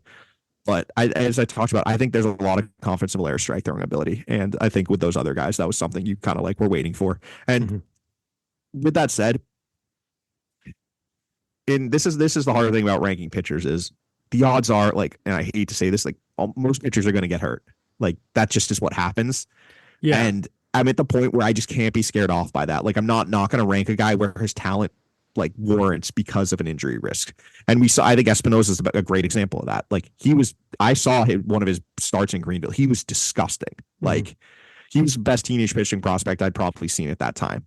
And did he get hurt? Yeah, he had 2 Tommy John surgeries. Now he's finally pitching well. I think in over in Japan or Korea or Japan. Yeah. And in what is he 30 now? Probably 27. 27. Okay, he might get back to the big leagues at some point. Hopefully, he does. It could happen. I would love it. Anyway, like he got hurt. He had 2 Tommy Johns. Like the injuries are going to happen, but with Valera, like I think all pitching prospects have risk, and all pitchers. If you're afraid of risk, then you're never going to rank a pitcher in the top 10 of the system or top 15. Like all pitchers have risk. Yeah. I mean, look at Lucas Giolito. The one thing you were certain about when you signed him, if you're the Red Sox, is that he had a great track record of health. He pitched 200 plus innings. That's what you signed him for. What did he do? He blows out. Yeah. I mean, it's non-discriminatory. Well, and that's the thing with Valera is like, I know he throws so hard at such a young age, but what is he supposed to do? Like, is he supposed to throw 96? Is there any more of an injury risk of him if he's just babying it a little bit and throwing 96 than letting it rip at what he actually can? Also, like, I don't know. Like, there's no less injury risk for Juan Valera than there is to David Sandlin, who's much older. Like, exactly. I'm not, it's one of those things that, like, it sucks when guys get hurt, and it's probably going to end up happening with some of these guys, but you don't want that to happen. And you can't like base your evaluations off the thought or the fear of them getting hurt. Yeah. I mean, look, to answer the question about how they compared, I can't go through the exercise of comparing the systems at the time, but in their age 18 seasons, Groom was the number 3 prospect in the system, and so was Espinosa. When Groom was in, it was a bad system. When Espinosa, I believe it was a good system. It was a good system. Yeah. I mean, he was ahead of Benintendi until Benintendi hopped him mid-year 2016. Well, and Espinosa was like a top 30 national prospect when he got hurt. That was the year he got traded. Sorry, when he got traded to San Diego. Yeah, that was the year he got traded. He was 18. Yeah, he was a top 30, top 50 prospect nationally. So, I mean, if Valera is that by mid-year, which wouldn't surprise me, like, Red Sox will be very happy with that. Yeah, and I mean, look, like it's those are 2 guys who blew out, right? Just because those 2 guys blew out or didn't put it together or what have you, however you want to word it, like there are other guys who do. It's special prospects are special because they're special, which I know is entirely circular, but it's like there's a reason they are, and you can't, like Ian said, you can't be afraid of acknowledging that. Look, if I'm another team trading with the Red Sox, you said this on the episode with Mike, Valera's going to get asked about. He's already been asked about. Yeah. The Red Sox are probably going to tell teams to take a hike, right? Like, it's no. Yeah. So, I mean, that's where it is. But I mean, good question. We're not poo-pooing the question, but next question, Ian, is from John in Greer, South Carolina, who asks, recent listener for only the past couple of years, so I don't have a lot of rankings history, but a bit of a curveball on the premise, so hope it gets over the plate. We're going all in on the metaphor here. Checking out the rankings today and seeing Dorian Soto ranked at 17 made me wonder who was the SoxProspects.com highest ranked international free agent before they even debuted. Great question, John. I spent a little bit of time on this before the show. I knew the answer to this. The answer to it, because it's not quite apples to apples, is Yohan Moncada. Moncada, who the Red Sox gave 100 and some odd million to. He was a little bit older because he was a Cuban professional who came over, but he was still an IFA. He debuted at number 2 in March of 2015. We gave thought at the time to whether he should debut at number 1. But we wound up putting him at number 2. I believe it was behind Benintendi at the time. He basically was ranked 1-2 in the game with Benintendi. I think it was after he was traded in the Chris Sale deal. The 2 of them were 1-2 in the game. Looking at some other guys who debuted pretty high up, Jose Iglesias, another Cuban professional, debuted at 14 in August of 2009. And a guy we just talked about in Anderson Espinoza. He debuted at number 7, apparently, in July of 2017. One last name I wanted to throw out there, Rafael Devers. He debuted at number 25, but he was up around 15 or 16 when he would have played his first game in the DSL in the summer of 2014. Because keep in mind, guys used to sign in July and debut the following summer. So you'd get some more reports coming in after they signed. Things would change, etc. The other interesting thing, Ian, too, that I'm thinking back on, maybe it's not before they debuted in the DSL, but when we used to have fall instructs, we always talk about this, about how crucial that was of getting an early read on some of these DSL guys coming over. Now there are no fall instructs. Guys sign in the year they make their DSL debuts, so they don't come stateside until the following calendar year in spring training. Slows that process down a little bit than it even used to be. Getting a read on guys before they really are stateside for good, ideally. But yeah, anyway, interesting question. Those were the answers I got. If anybody out there thinks that I forgot someone, by all means, throw the name out there and I can double check. I've got the whole rankings history of where guys started. Ian, another email here. This one's from Jordan. Subject line: Juan freaking Valera. It says, "Hi, Chris and Ian. Juan Valera is now the second highest ranked arm in the system with a bullet. What led you to ranking him over some higher floor arms like Fitz and Dobbins? Was there a change in what his floor is, or do you think the upside is just that huge?" Second part of the question is, where do you see this going from here? Do you think he has a chance to finish the season in Portland? Could you see him becoming the top arm in the system by the end of the year? And if so, how likely do you think that is? Valera as a prospect is fascinating to me because I'm not sure the Red Sox have had an arm like this combination of stuff and age since maybe Espinoza. Exciting times to be a Red Sox fan and looking forward to listening to this pod during my commute tomorrow. There's a lot there. Some of it we already touched on a little bit, Ian. I don't know, do you want to in a couple lines talk about the higher floor versus Valera comparison? I know we already did kind of talk about it, but yeah, I think it's just that he's you have to look at him like he's a high school senior who's going to be in Greenville with a high 90s fastball and 2 secondaries that will flash bat missing ability. It's just a really intriguing profile. And when you come out and kind of what I was talking about in I think one of the earlier questions, when he's got a starter's build and there's some feel for strikes there too. Like that's just a really intriguing combo. And I think he's 5 years younger than Connolly Early. He's 7 years younger than Richard Fitz and Hunter Dobbins. It's a pretty big difference. Yeah. That's 6 years younger than Sandlin. Yeah. I mean, he's 4 years younger than Tolley, 5 years younger than Tolley. Yeah. 4 years younger than Tolley. That's a pretty big difference. And that's why when you've got that type of stuff, it hits such a young age. I believe he's the second youngest player in high A this year. Leo DeVries is the only one younger. Yeah, so he's the youngest pitcher, second youngest player. And he would have been the second youngest pitcher in low A. Correct. Yeah. The only younger guy is the Orioles guy whose name I can't remember right now. Who should we shout out? Who had that? It was Clegg, right? Was it Clegg? I think it was Clegg. Yeah. Yeah. I was thinking that. Yeah. So Chris Clegg with that nugget today was golden. On the part about Valera finishing the season in Portland, I mean, if he's starting the year in Greenville, it's on the table. Right? Yeah. I mean, we'll see what the Portland rotation looks like. But if he shoves, I think the Red Sox have shown that they're going to push guys aggressively now. That's just the way it is. And I don't think it's just a Red Sox thing. Oh, it's why waste the bullets, right? Yeah. If the guy can move up. As far as it's the case for starting him in Greenville. I didn't think they would do it. I love it. Do you know how many innings he threw in Salem last year? I looked at it. So it's like 20 or something. Yeah, it's 22, I think, 23. Yeah, because he was only throwing 4 innings an outing. 23. They just pushed a guy to Greenville who had 23 career innings in Salem as an 18-year-old. They don't care. They don't care. And but I appreciate them not caring because this is when you got a guy like Valera, what is he going to learn in Salem that he's not going to learn in Greenville? Just send him to Greenville and let him go out there and let it rip. Yep. As far as him finishing the year as the top pitching prospect, I could see it happening, Ian. Unfortunately, I think the only way that I really could see that happening is if there's some kind of disaster setback and paralysis rehab. Yeah, it'll be tough. I like moving Paralysis off of where he is until we see him back on the mound will be tricky. Barring, as you said, I think an injury setback, just because Paralysis stuff is what you're hoping Valera shows in Double A. Paralysis has done it at Double A.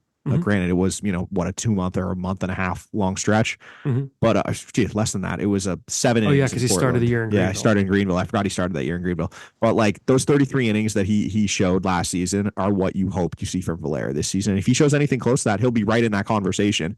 But I think he would need to be unbelievable probably to pass Morales. Morales. Yeah. Yeah. Best arm since Espinoza. I mean, I think that's forgetting Paralysis, frankly. I don't know where you fall on that, Ian. I think that's underselling Paralysis significantly. I stand by that if Morales was healthy, he would be in the conversation with Meyer, not in that next tier, not in a tier of his own. No, I know, but I'm saying with the question being like, have the Red Sox had an arm like this combination of stuff and age since Espinoza? Oh no, yeah, it's Morales. I It's mean, Paralysis. Yeah, he yeah. was I mean, what, now 20 last Paralysis, year? he's 21 now. I mean, I think that it depends on how technically we're being with an 18-year-old. Paralysis Fair. at 18 had a big arm, but he just hadn't quite put it all together yet. Is that What probably I fair to say? Yeah, well, Didn't have the cutter. well, no, with Paralysis, we were hearing whispers. He didn't have a great health track record because he's just got a much slighter frame than Valera does. Paralysis is Hmm. 6'1". He's listed at 160. He's probably like 180, 190. But Hmm. it's just he's not an overly big guy. He's more of like that athletic pitcher. Whereas Yeah. Valera, as I said, like this is a well developed 18-year-old. He's got that's a pitcher's build right there. So I mean, with Paralysis, I mean, I'm comfortable saying it at this point. Like, Heim Bloom talked to me about him, like when I saw him down in camp. Like, it's like that he was a guy that was on their radar, like all the way up to Bloom. So, I think that's don't sleep on Paralysis is I guess the upshot there. So, let's see. All right, next email, Ian. Are those all the rankings ones? Da, da, da, da, da. Okay, yeah. Let's see. This one's from Mark Ian. Subject: Mikey Romero up 6 ranking slots. Question for Pod. He says, acknowledging that he had a seemingly an offseason which built into an impressive camp, did you observe that Mikey Romero had improved his plate patience and swing process during the at bats you saw in Florida? As last year he was lucky to be on a heater while demonstrating a Rafaela like disdain for waiting for the right pitch. If his discipline develops further, top outcome here, what is his ceiling? I think that's a little bit overstating. I know Romero didn't walk. yeah, I don't think no, he's not Really? wrong. Oh, there were It's scouts not going in there Rafaela like, like, but I mean, he had 2 walks in 16 games, and I'm pretty sure they were both at the very end of the season. hmm, hmm, It was 2 walks to 25 strikeouts in 16 games, 70 at bats. He was going up there hacking, and his yeah. chase rate last year was way higher than you would have hoped. I think it was like 36% or something. Hmm. Like with a guy with his profile, that's not the chase rate you're expecting to get out of him. So and yes, in spring he was a lot more passive, not passive, but he was a lot more patient. Wasn't expanding the zone nearly as often. He was getting pitches he can drive, and he was driving them. So yeah, I think that was part of that went into my comfort level of moving up, was seeing him kind of reverting to what you'd expect of a more hit over power than what he was last year, where he was power over hit. Yeah. Yeah, for sure. He's It's going to more hit home complete. runs this year, though, still because he got way stronger. Like he's Yeah. just way more physical than he was last year. Whereas I think last year he had to sacrifice way too much hit tool to get to his power. This year, I think the power is just going to come naturally while he continues to hit. Yeah. I think that sounds right. I think that sounds right. All right. Well, if you all have any other questions about rankings, get them in for the next episode. There's a few more emails we got today. I'm going to save those for the next episode because we already recorded a bunch of emails. We got these. These are less rankings based, but again, we're happy to do rankings questions on the next episode as well.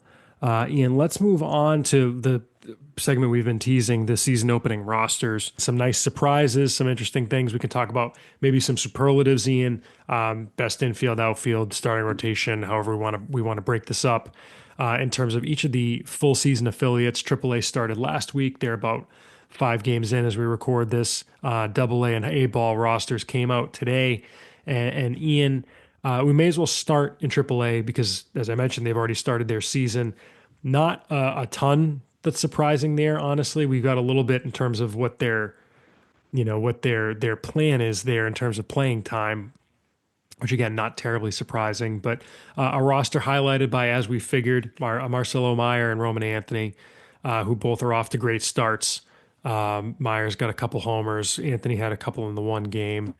I think, right? I'm not making that up. They have two in one game, or I'm thinking they both homered. They both homered in a game, is what I'm thinking of. Nope, Anthony has two, Meyer has two. Okay. Yeah, Anthony's were in the same game. Meyer has them in two different games. that's right. Thank you. Anthony also has as many balls over 105 miles an hour as he does chases.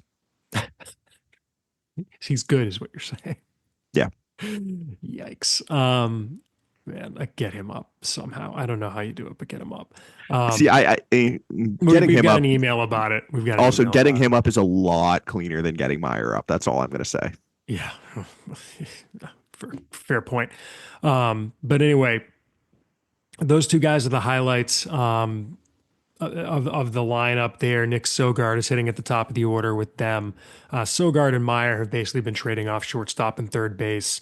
The outfield is Anthony, Nate Eaton, and Trace Thompson just rotating. Vaughn Grissom has started every game at second. Abraham Toro, Blake Sable, and Nathan Hickey are kind of rotating through the DH, first base, and catcher roles with a bench of Tyler McDonough, Philip Sykes, who came up, Corey Rozier, who was there for 3 games and went down. I guess he was just keeping Sykes' spot warm while he finished whatever he had to do in Fort Myers or something. I Alex think Sykes had a Pinellas. slight injury. I believe Yeah, Andrew that Parker reported sounds that. right. Yeah, and actually Sebi Zavala is rotating through that at catcher as well. You also forgot second base is being handled Second base is by Vaughn Vaughn Grissom. Grissom. No, I said Yeah. he started every game there. And then the pitching, the rotation's a little weird right now because you've got both Brian Bayo and Lucas Giolito, who Giolito in particular had a really good first start. They're both rehabbing, so the rotation right now is Bayo, Giolito, Quinn Priester, Shane Drohan, or sorry, Drohan, as I learned recently, not Drohan, Drohan, and Michael Fulmer with Hunter Dobbins and Robert Stock piggybacking. And I guess the plan is that Josh Winkowski might as well. Who knows? A bullpen that's highlighted by Luis Guerrero, who looks like he's got the closer role. He closed out their first save opportunity on Wednesday night, as well as Brian Mata's there, Isaiah Campbell, Nick Birdie. You can go to the website and see the full list of names. Some interesting things here that Matt Moore started the season on the IL, which is a little bit surprising. I forget what was his. Do we remember what his injury was? I could pull that up real quick on the transactions page because I know we have that one.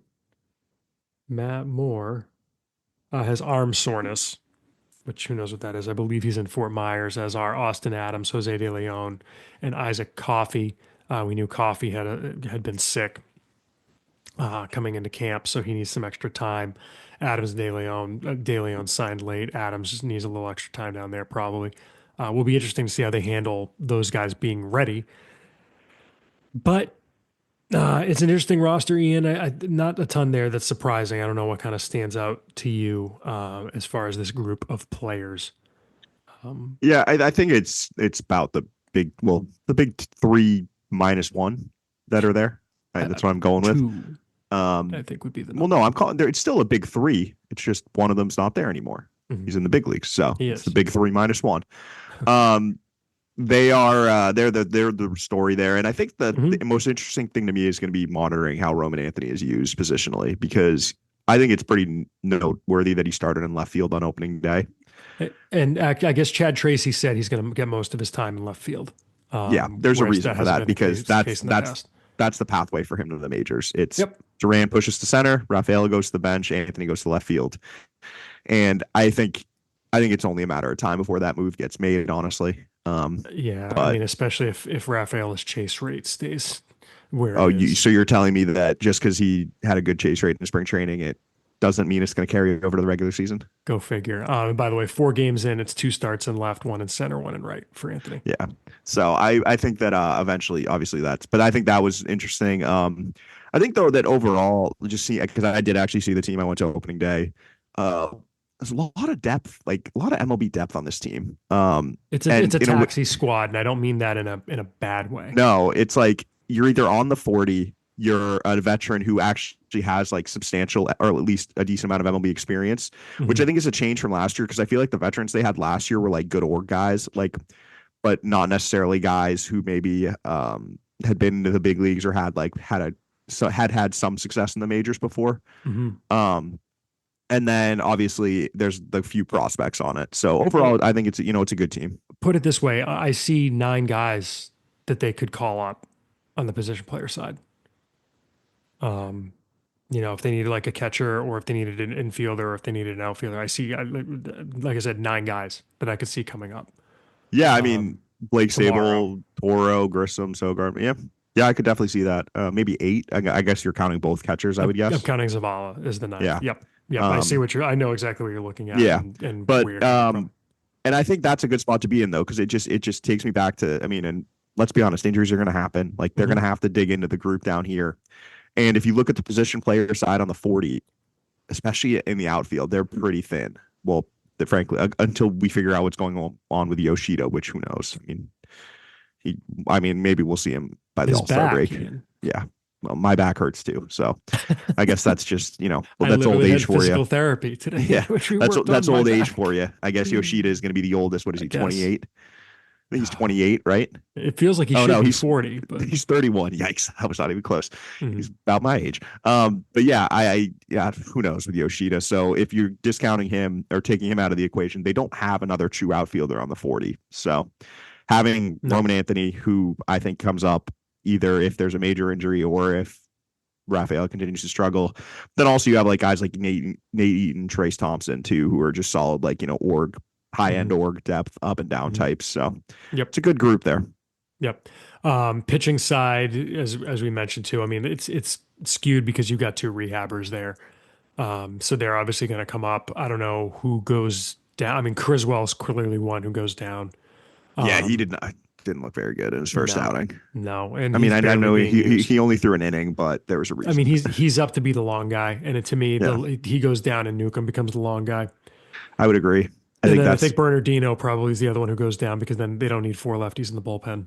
I would agree because I think Bayo's going to get one more start. They said, and That Giolito would only make threw sense. Giolito only threw like I want to say 52 pitches today, so he's probably I've going to got need it. So, one or two Bayo threw more. 47 and Giolito threw 51. So I they guess both get they at least probably on one the more same start. timeline then. Yeah, Yeah.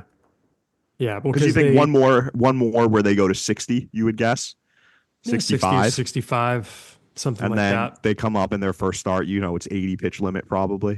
Hmm. So um, I do think it's worth mentioning with them though that Bayo, I thought I watched some of Bayo start, and I know he ran into some trouble in the third, but he had some good looking stuff. Like fastballs up to 97. And I think that the most interesting thing to me is just a continuation of something I mentioned on the last podcast, talking about his slider shape and how he was throwing it.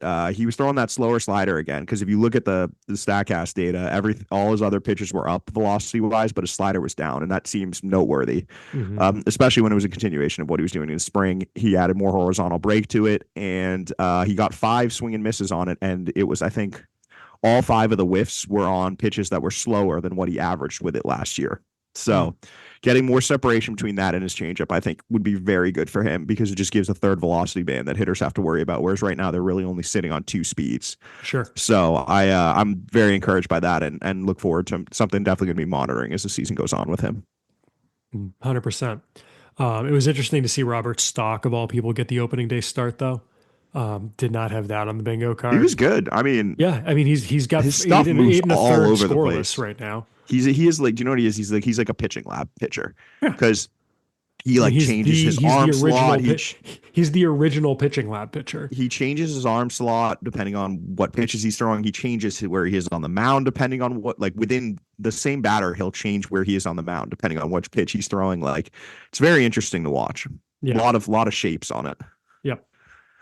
Yep. Yeah. And Winkowski threw 3 innings on opening day as well. That's where I forgot that he did that. So that's why we have him Yeah, he piggybacking wasn't because very that's what good. he's I'll be doing. honest. He had that was a rough outing for him, but I mean, whatever. he's pitching for his 40-man spot, I think. They're not going to do it based on one outing, but like, It was interesting though. He got a ton of whiffs in that outing. Like I don't know my notes in front of me. I probably should, but he missed a ton of bats, but he also gave up a ton of contact, like hard mhm, contact. It was a very weird outing.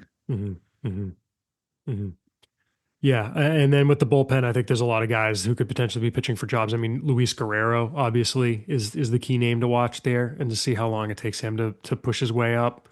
Brian Mata looked pretty good in his first outing. Nick Birdie they've used twice already, and I think they're. I don't know if when we were down there. I know James saw him, and it was a awful outing, but I don't know if he was maybe working on something. Kind of interesting. Jose Adames is there. Wyatt Mills is there. Mills was in camp. Gives you that sidearm look. Yeah. And just for on cleaning up the Winkowski, he got 16, I think 16 whiffs, unless my math is incorrect, Ooh. in 3 innings or whatever it was. But he also, as I said, gave up some very loud contact and a few Yeah. runs. So So we'll see where that goes.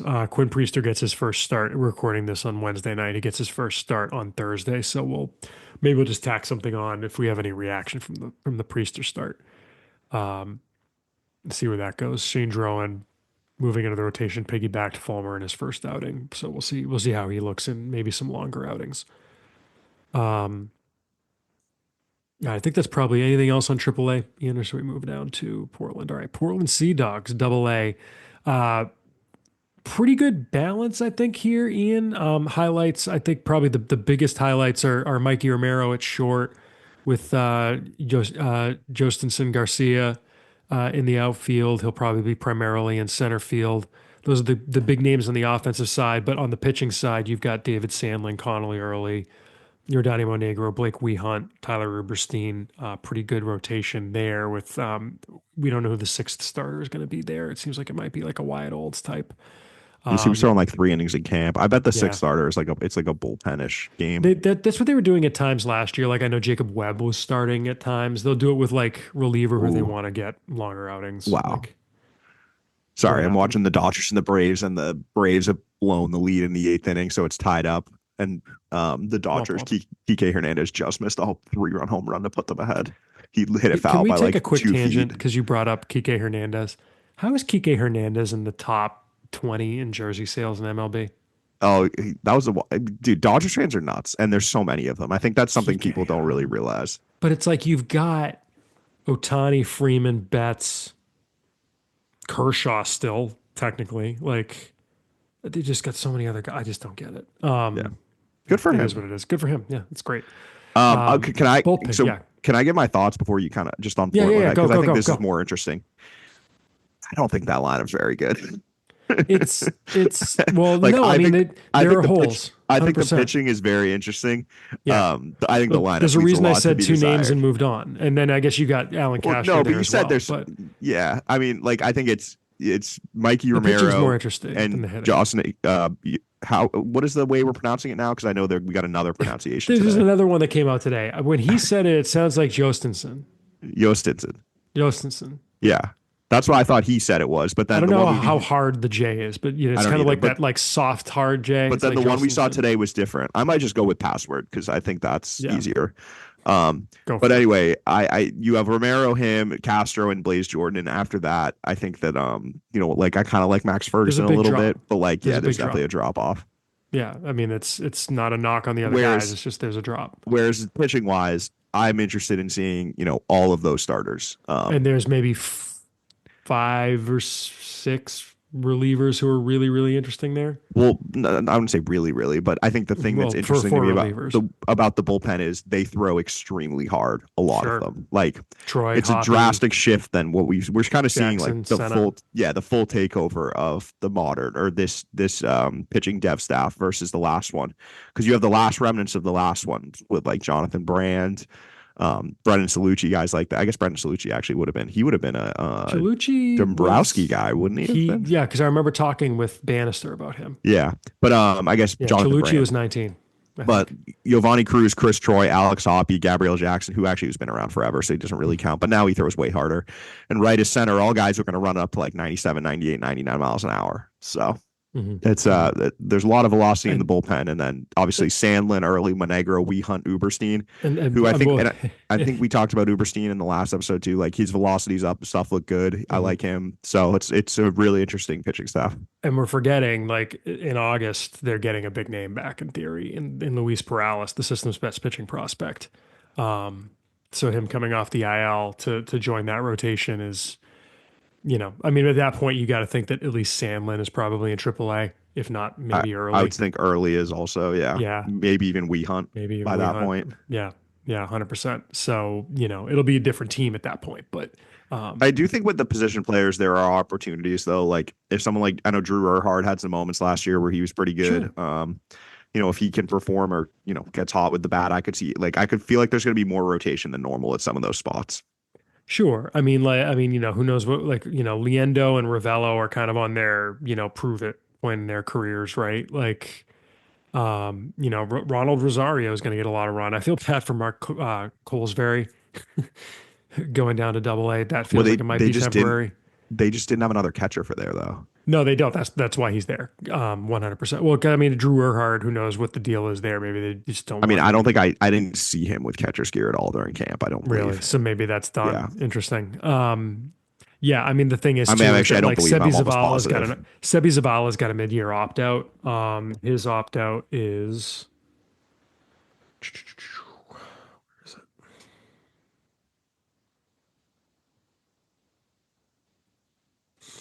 His opt out is whenever it is. Doesn't really matter. yeah, whatever. He's got a mid-year opt-out. I forgot if it was an opt-out or an assignment clause, but anyway, he could potentially I leave mean, mid-year. So yeah. Colesbury could easily come up. But I think it just shows though that there's just a pretty big lack of catching depth. And here's to the thing bottom of too. the system. When you have that pitching staff, you want a guy like Colesbury there to catch. 100%. I was Like, literally going to say that. I was just going yeah, to say that. Like, yeah, Ron Rosario is not the best receiver. If I'm them, I want Colesbury honestly starting and playing the majority of the games because mhm, with guys like Sandlin early, Monegro especially. mhm. Actually, this is mostly Sandlin and Monegro. Those two, especially where you're talking about like high octane stuff, a lot of breaking balls in the dirt. Would much rather a guy who's a defense first type. Yeah. So I mean, that's his job. He's basically their caddy. And I think also with this pitching staff, it will when we move on to Greenville, like some guys got caught in the numbers game that would normally 100%. in a normal year be in Portland. Like I look at and maybe we transition to Greenville now, but like Jettickson Paez and Hayden Mullins would both be up in Portland, I would guess, in a normal year. It's just the Red Sox pitching depth is pretty outstanding right now. It's getting a lot better. They just don't have enough innings to have those guys up there. Well, and that's the thing too, right? Because it's like you could piggyback guys. Well, do you want guys throwing 4 innings instead of 5?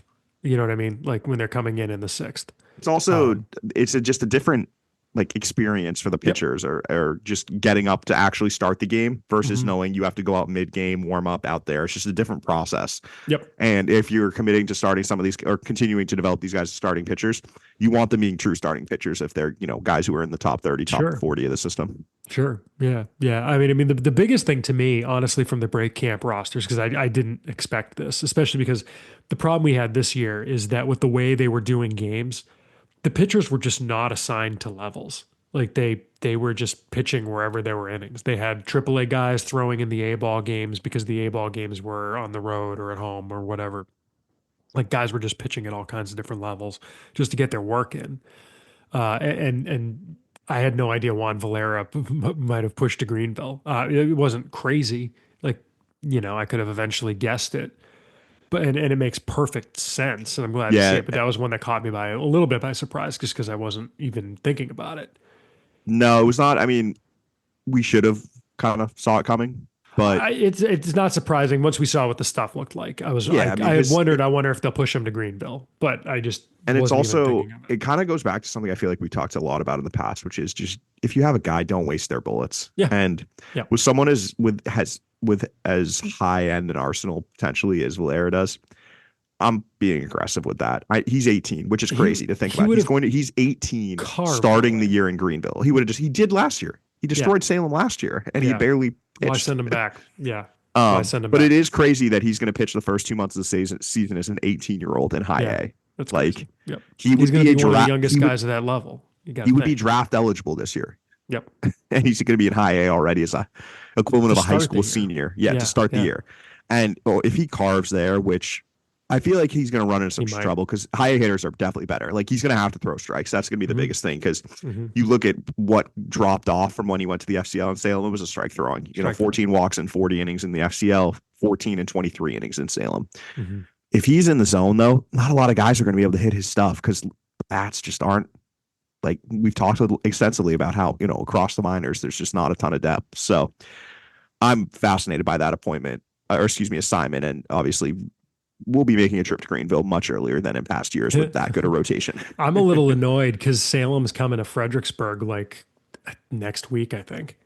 And so I thought I was going to get to see him, but Still, we'll get to Salem. Not a bad Got thing by plenty to any see stretch. there in Salem. Plenty to see there. But meanwhile, in Greenville, though, I mean, you've got Peyton Tolley there. We haven't even talked about yet. Jojo Ingracia, Eduardo Rivera. We liked in camp. Danny There's a Kerwin. Danny A Kerwin. lot of high octane arms here too. Like you're looking at Yeah, Noah Dean. Valera, Kerwin, Rivera. Those are all guys in the high 90s. Noah Dean's was up to 97 in camp. Darwin Garcia, I believe, Darvin, excuse me, was up to like 97. Jeremy Wu Yellen was up to 97. Like a lot of velocity. Eric Rivera was up to 96. A lot of velocity here too, which is Mm-hmm. very exciting. 100%.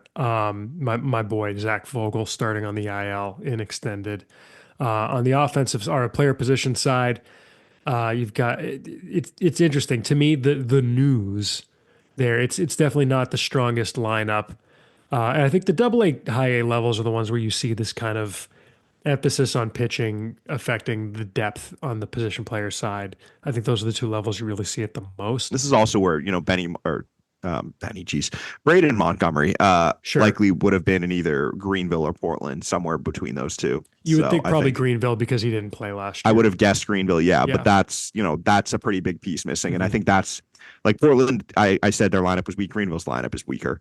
But if you add Montgomery to that, I think that Looks a they're lot better. getting a lot closer. Yeah. But obviously you do that trade 10 times out of 10. Sure, of course. But as far as the news there, I mean, Nazan Zanatello breaking camp with Greenville despite the year he had last year.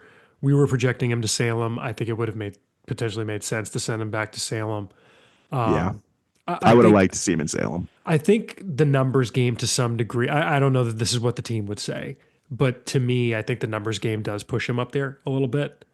Just because when you look at that Salem roster, which we'll talk about right now, they've got three guys I want to get innings at shortstop, and that's not including Antonio Anderson, who got innings at shortstop last year until I did. Arias I was don't up. think I saw him play shortstop once this camp though. No, I don't think he is anymore. Like I think that's out the Yeah, door. and That's my I point. also didn't see Cespedes play any shortstop this camp. Yeah, Cespedes might be at the second base only now. That's a good point. That's a very good point. So I just don't think the innings things mattered. I think they But to generally me, I want Arias playing a ton at shortstop, and I could see Nunez being the guy that gets the innings when he's not that playing I in the agree field, with. when And he DHs or when he's get him a game at second and Cespedes DHs. because that is one thing with Zanatello is I thought he looked pretty good at shortstop during camp. Yep. He looked more athletic than I remember last year when I know Mhm. I didn't see him a ton of him last year. Actually, I didn't see him at all last year. But talking to scouts who did, there were some questions about his athleticism, and I think compared to what he was last year, he does look better in that regard. At the bat, I still have major questions, and I think this is going to be a pretty big challenge for him. But we'll Mhm. see, because yeah, as you said, that lineup, it's him and Nelly Taylor, and then Nelly it's Taylor's the other big name there. Justin Reimer. Zach Erhard, Brooks Brandon, like some interesting guys, Yeah. top 60, back end of the top 60 types. But in terms of inside the top 30, Taylor's really the only one. Yeah, I'm very curious how much catching Brooks Brandon does. That's going to be something I watch all season long. I think he's still going to catch two or three times a week and play first another couple times, first and DH another two or three times a week. But I'm just wondering at what point, did they really start letting the bat Yeah, try and carry him? I mean, that'll be interesting too, because you look at that pitching staff, and there are definitely some guys who kind of like what we were talking about with Portland. Yeah. I'd want a defense first guy with, And that's which why you got Hudson White is. I like Hudson Hudson White White as a and catcher Juan a lot. Montero too. I mean, Juan Montero is a bilingual guy who is great in the clubhouse. Teammates love him. He also can play everywhere. And Montero can play like third base, first base. He can play all over. Yep. So that's an interesting lineup there. Lugo's interesting. Yeah. It's not super strong. It's not. I think it's got a lower ceiling, but maybe a higher floor than the double A lineup. Does that maybe sound right? No, I disagree. No? Really? No. All Yeah. right. I don't like if I look at this Greenville lineup and I think Zanatello is really the only guy I could see jumping into the top 30 by the end of the season. Who's not Taylor's already there. Right. Who's not already in it. Right. Whereas I think that I guess those guys are all inside the top 30 technically, but like Blaze Jordan might not be. He's someone I could see jumping in. Like Yeah. I think Castro could see a stock rise if he's just healthy. We just haven't seen him. So it's hard to Yeah. I think Mike Romero stock could rise. Like I think there's more guys with an up arrow in Portland. That's fair. All right. And then I guess going to the final roster would be in Salem. It's maybe I'd rank it pitching staff probably the weakest of the four, but a pretty good lineup. Fair to say. And it's not like the pitching staff has nobody, but it's just it's a top. I see like three guys I really like. I see a couple starters there who, if potentially, we don't even know who the rotation is, but to me, there's like three, maybe four guys in the rotation I really want to see there. And then there's a lot of like, gonna have to wait and see, I think, on the pitching side. I think, I mean, the pitching definitely has further to go, but that's why it's Salem. Sure. I think that Sure. this is going to be a very interesting team to watch, though. In the Mhm. rotation, Brandon Clark has huge stuff, huge velocity, secondary stuff. Yes. Got to work on that. Otani should a walk-off home run. He's so good. The Dodgers are a cheat code. That's insane. I think they're undefeated and the Braves are winless still. Unreal. Did you see that stat, by the way, that if you take out the Rockies, the NL West is like 24-3 or something this year? No. Because the Padres are undefeated. This is going in tonight. I don't know what happened tonight. Padres are undefeated.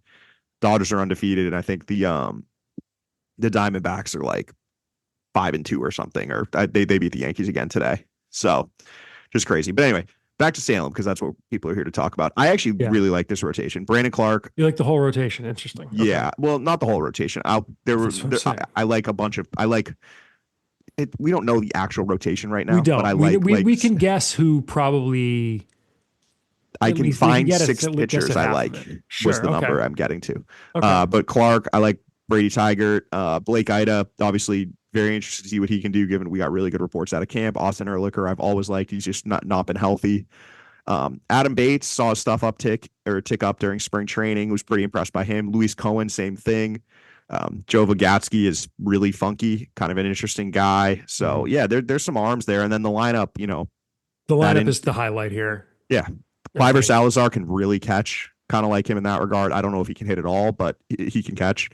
Yoel Cespedes, obviously, insane bat speed. Starlin Nunez, Franklin Arias. Like, that's a really good infield right there. Outfield, I think, leaves a lot to be desired. But yeah, I think, it's being carried by the infield, let's be honest. But, look, in the outfield, to me, he didn't break camp, but I could see Justin Gonzalez skipping the FCL and joining this team in like June. I could see it in May. I could see it in May too. Yeah. Me, I don't think it gets to based June. on on-field. To me, that's when does the FCL start again? Oh, May 3rd. Actually, right? Didn't they change it? Yeah, that's right. Yeah. I forgot about that. Like, so yeah, I could see him coming up in May. I mean, to me, the thing is, it's just like I could see him coming up like end of April. Well, like I don't think that's out of the question. The thing with the complex is it's not just baseball, right? It's like correct. It's adjusting to life in the United States. Yeah. So, and the thing is, again, this is another place where no Lowell hurts you, because in Lowell you had the guys living in the dorms and like still in a controlled environment, but not quite as controlled as spring training, right? Or extended. I think Justin Gonzalez would have been a very obvious Lowell guy with the potential to go to low A, but with no Lowell, maybe just push him right to Salem. He'll get to Salem at some point. The question is it going to be after the FCL season, or is before, or at some point during it? Yeah. I think that's right. I think that's correct. The other thing we should probably speak to really quickly, Ian, is Conrad Cason not breaking camp with Salem. Honestly, makes some sense the more I thought about it. You've got a guy who's doing both sides of the ball, who's a high school draftee. I wouldn't have a problem with him starting in the FCL and even playing through the FCL while they figure out how this is going to work with him playing both sides of the ball before having him go up to Salem. I have no problem with that. I don't know how you are. I mean, it's realizing that he's not going to break camp with the Salem team. It wasn't surprising because when we were down there, I was down there for, pretty much the majority of minor league camp, and he saw didn't almost all of minor league camp. I realized the other day. I saw about 4 games. Yeah. He didn't participate in any games, either pitching or hitting. And during morning sessions, he wasn't throwing bullpens. He wasn't taking he was hitting the cages, I'm sure, but on field BP, he didn't participate except for one time, a live BP. So he clearly looked like someone who was part of the extended group. So that's not surprising because it's just a very unique development path. Like you're kind of the Red Sox are in uncharted territory. They haven't had to develop a two-way guy, especially let alone one who you gave, a huge bonus to. Sure. So, I think Cason's development is going to be very unique, and I would not read anything into it. I think that's just, them trying to figure out how to juggle having a guy who needs to pitch and hit over the course of the week. And before anyone starts yelling Casey Kelly, I would like to point out that he was not actually being developed as a two-way player. They were conceding to his desire to play some shortstop, but they had him develop in a way that like clearly was gimmicked to have him realize that his place was on the mound. Yeah. So, if Kayson's actually getting that chance to play both ways, I get bringing him along slowly at first, and then if you need to ramp up the quickness later, you can do that. Yeah. I think a couple other guys who didn't make rosters that we should worth mentioning. Mm-hmm. Brandon Neely ended up on the MILB 60-day DL, something IL, excuse me, something we kind of talked about that was, it was trending that way in camp. Yep. Yohan Fran Garcia, Forearm stiffness, I never love to see.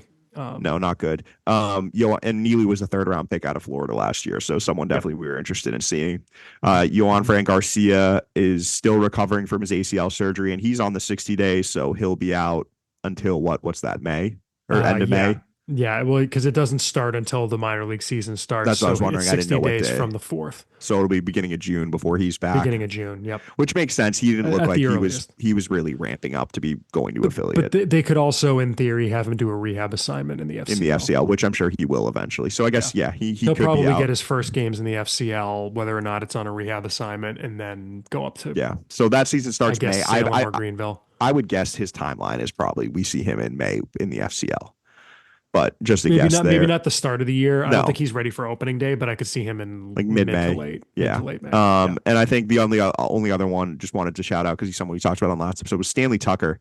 I didn't realize this. I actually saw this play happen. He ran into the wall trying to rob a home run and dislocated his shoulder. I think wrist. Was that wrist? No, he last year needed surgery on his rotator cuff. And then this was his first game back. He dislocated his wrist, which sucks. It really sucks because, as I said, I kind of like, he's just versatile, athletic, puts the ball in play, fun guy to watch. And that really sucked to watch him get hurt. So he's on the long-term IL again, which, wish him the best and hope he's back soon. Yeah, and the rest of the guys are guys we knew. It's all TJ recovery guys. It's all TJ recovery. Well, not all. We don't know yet what Calvin Bickerstaff's situation is, so we'll find that out. Will Turner is a broken hamate bone. Believe he was getting surgery for that, or he was at least in Boston for a consult on it. But he definitely was in Boston, so he went on the 60-day IL. Will Turner, of course, was an outfielder, draftee last season, I believe, 9th rounder out of South Alabama, I want to say. So, and then, the rest are Tommy John or equivalent recovery guys. So, all right, cool. And of course, as always, we want to hit your emails. Hit us up at podcast@soxprospects.com to send us your thoughts, questions, ideas for topics we can talk about. And our first email today comes from Brian Ian, and Brian asks about Yorker Fajardo. He says, I haven't heard much about him since the Red Sox got him in the Cam Boozer trade. I know we shouldn't care about DSL stats, but a few numbers jumped out at me, wondering if you could provide context. Looks like he's a heavy ground ball pitcher, 56% ground ball rate. Also has outlier stuff with a 43% swinging strike rate. His first pitch strikes were only 29% and just the 7% called strikes. I wouldn't trust any of that. Maybe the ground ball rate, but I don't know that they keep things like swinging strike rate in the DSL. I don't know what you know about that, Ian. They might keep it, but I would not trust the game day down in the DSL if that's what that. Well, that's what I was saying because I from. know for some of the stuff with like pitch counts on MILB.com, it's like you get three pitches for a strikeout, four pitches for a walk, etc. Yeah. So I don't know, and they're all like swinging strikes or whatever. Yeah, I don't know how correct any of that is. So ground ball, like I mean the ground ball. What do you say for the ground ball rate? 56. That's not. I know that's what I have. But, that's what I have also. Okay. Yeah, that seems fine. 64 Ks to 8 walks with just 2 homers. So he gets behind hitters, gets them to whiff or hit ground balls. That's ahead. Again, yeah, I think that's what he meant. But no, you said he gets behind. He gets ahead of hitters. He wrote gets ahead. I'm saying maybe he meant he wrote gets behind. Oh, that's why I said gets behind. Got it. But I think he might have meant ahead. But anyway, he says 6'3", 180 and projectable. You didn't see him pitch, but anything on Fajardo, Ian? Well, I mean, I saw him do some bullpen-ish stuff. He was like in the mid 90s, like good frame, looked pretty athletic. So, yeah, definitely, there's still some projection remaining there. He threw, he looked like he had some control, decent delivery. We'll see though. We're not going to see him until like probably the FCL season starts, so we'll have a better idea of then. Mhm.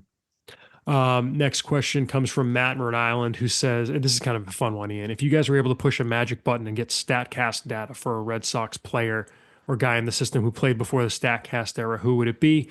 Matt would pick Jim Rice. He says it was before his time, but his dad always told him he's never seen anyone hit a ball harder than Rice. He tells tales of balls that he hit that seemed to still be going up when they hit the green monster. Probably an exaggeration, but it's a good story. His EVs might have been legendary. I really like this question. I like the Jim Rice pick. I don't know if you've got anyone at the top of your head. I certainly do. Why don't you go first? All right.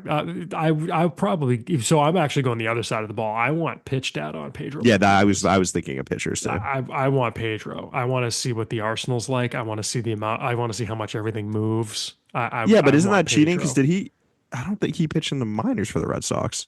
No, it doesn't matter. He just said player who Red Sox player slash guy in the system. Like I don't think he Oh, necessarily okay. means a guy who was in the minors. I was thinking the minors, but yeah, fair. I mean, Pedro was who I would have said if I was thinking of a major league guy. But Yeah. I was trying to, stay on brand to the Sox prospects brand All right. Fair enough. and pick a prospect. Nomar Um, EVs would have been interesting. Mine was going to be Ryan Westmoreland. I would have loved to see what his like Statcast Oh, data looked like from that Lowell season. sure. Yeah, that would have been interesting. If Lasher had a TrackMan on it. Um, I'm trying to think of some other good ones. For guys strictly in the minors. Yeah, I mean, obviously, Can it we can be pick an guys. era? It Because can be guys who made the majors, but yeah, I I would would have have. loved to have had Statcast during the Lancaster era. That would have been a Oh, ton. that's pretty good. I was gonna say that Greenville team. I would have loved to 2015. see, yeah, with like Moncada, Devers, Yeah. Anderson Espinosa, like all those guys. Because Hmm. there wasn't that like the beginning? I feel like teams had the data then. No, No, I don't think so. I don't That know. feels early. Maybe. I just remember people talking about Espinosa having a high spin breaking ball, but that might have been just because you could see, like from like the naked eye, you could see how tight his breaking ball was. Yeah, I'm trying But to think of what because I remember like when does Bannister comes in like 18, doesn't he? I think because I remember talking to him in 19 when I went to Aberdeen. Oh no, when was Darwinson in the system? Because I remember seeing him at a so Darwinson I just Hernandez Googled start. it, and so 2018, it looks like a few teams started using it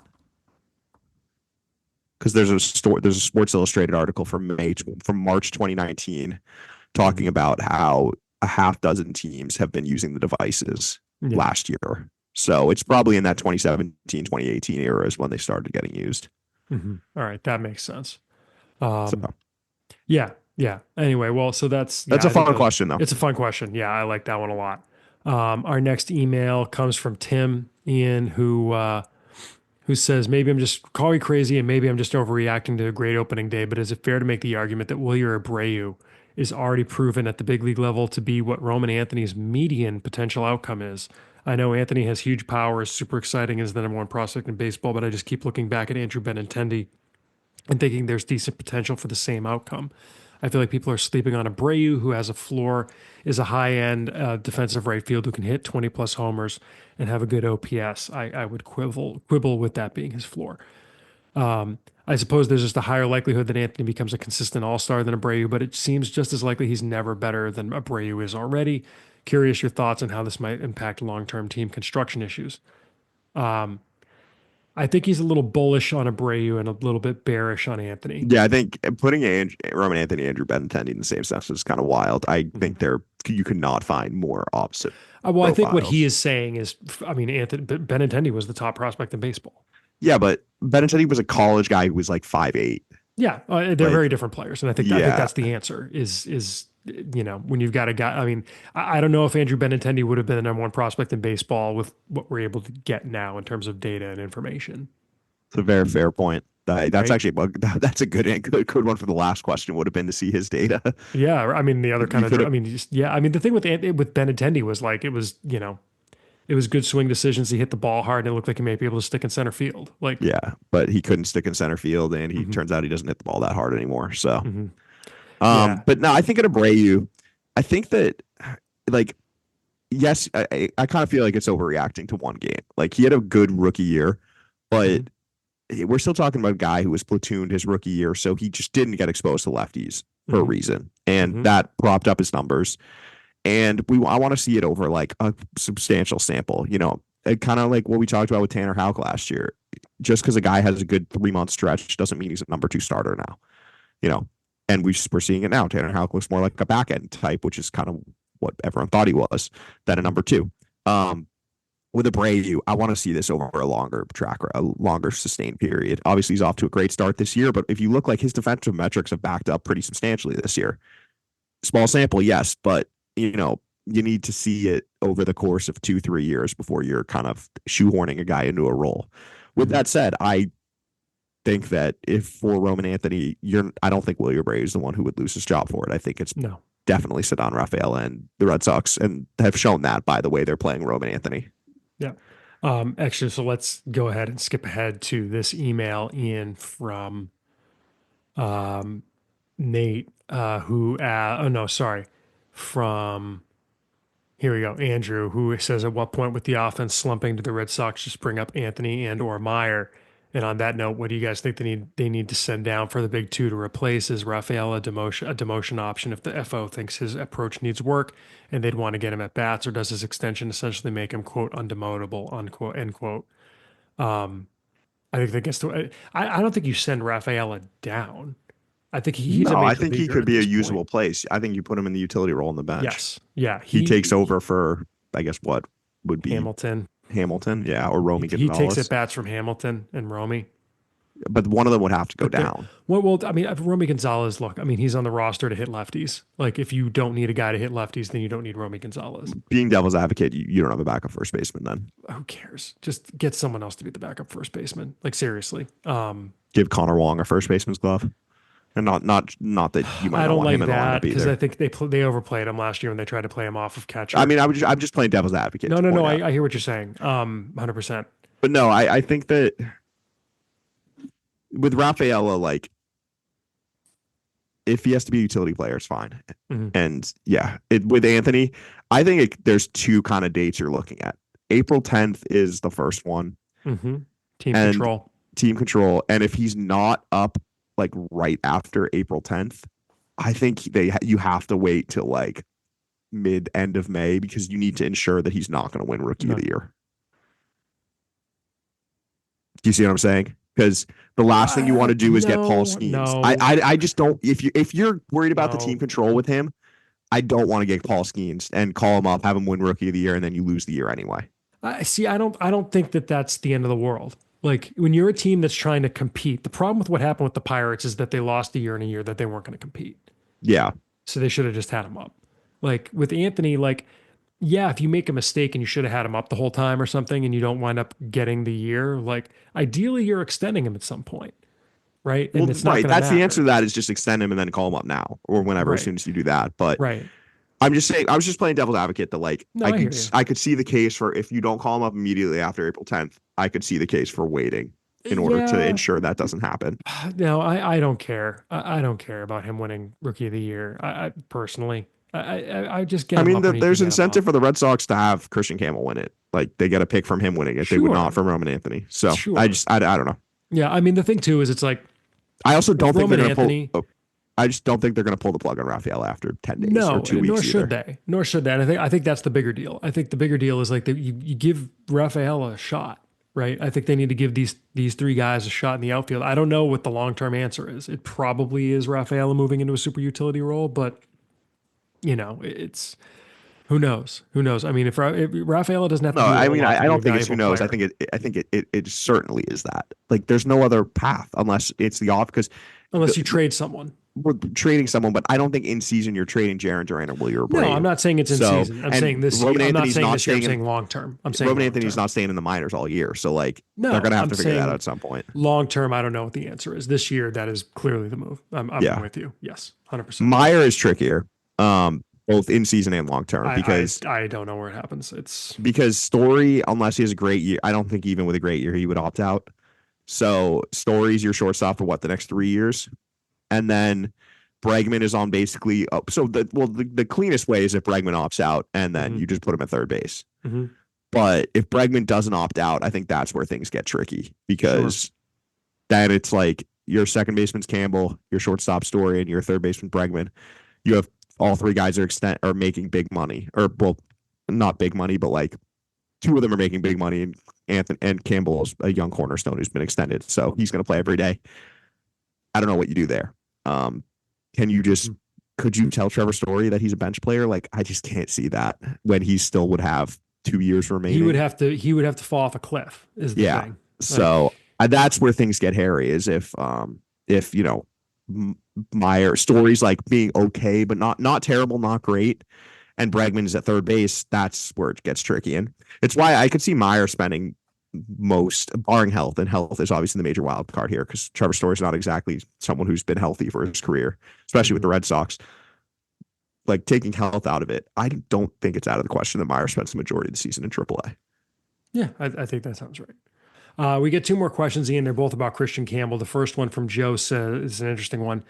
Chris and Ian, do you think Christian Campbell will hit more career home runs for the Red Sox than Mookie Betts? The over-under here is 139. Thank you. Interesting. And to be clear, Joe sent this before the Campbell extension. Yeah, well, now that he's I think extended, it's a lot cheating. easier. Yeah, now. it's easier to say yes with the extension. Yeah, I think I would have said yes even before the extension because that's too. If you say he's here for a decade, that's basically 14 a year. I think he's going to be like a 15 and 20 home run guy. Yeah. And the thing is, like we said that about him. We said that about Mookie Betts also, and he ended up being a 30 plus home run a year guy. So you never know with Campbell. Maybe he's going to exceed his power ceiling too. Yeah. And then Nate sent us an email regarding he was watching the Rangers feed, watching the first series, and the color guy has repeatedly voiced frustration with Christian Campbell's swing, saying that he's been completely overmatched the entire series. Interesting take. The criticism is a bit different / more specific than I'm used to hearing. He's saying that Campbell steps to the left, quote, in the bucket with his front foot when swinging, and that's going to make it impossible to hit any pitch thrown low and away. Has this ever been a concern that you guys have had? I know his swing is notoriously weird, but I've never heard of this specific critique before. He obviously has had a nice little debut series in terms of results, so it was jarring to hear him described as overmatched. Would be curious. He must have missed that double down the line off DeGrom on a fastball away. No, I mean, in the bucket is something it's when it's the reason he's saying that is because he hasn't watched enough of Campbell to realize that's how he swings every time, where he fires his hips very early. Mm-hmm. And that's why his takes are so aggressive, is because it doesn't matter what pitches, his hips are firing, and that's where he's firing and then stepping in the bucket, quote unquote.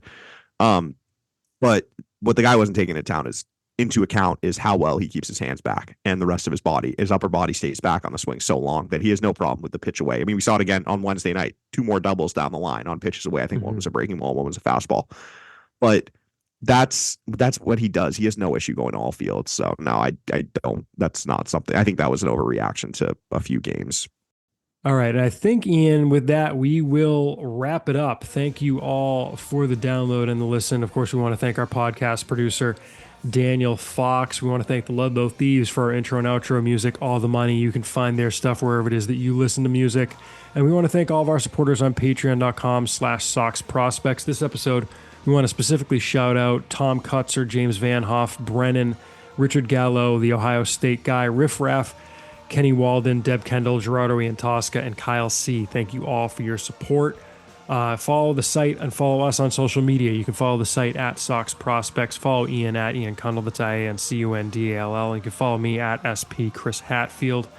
We will be back in your eardrums soon. There's minor league baseball across 4 levels beginning today, ladies and gentlemen. So go out there and enjoy it online at your local ballpark, wherever it is. Ian, I've got Salem coming to Fredericksburg in I think a week. So unfortunately no Valera, but we'll make do. So get out to the ballpark, enjoy some baseball, enjoy it online wherever it is. But at base, thank you all for listening. We appreciate the support, and we'll be back in your eardrums soon. Keep an eye on the feed. Thanks, everybody.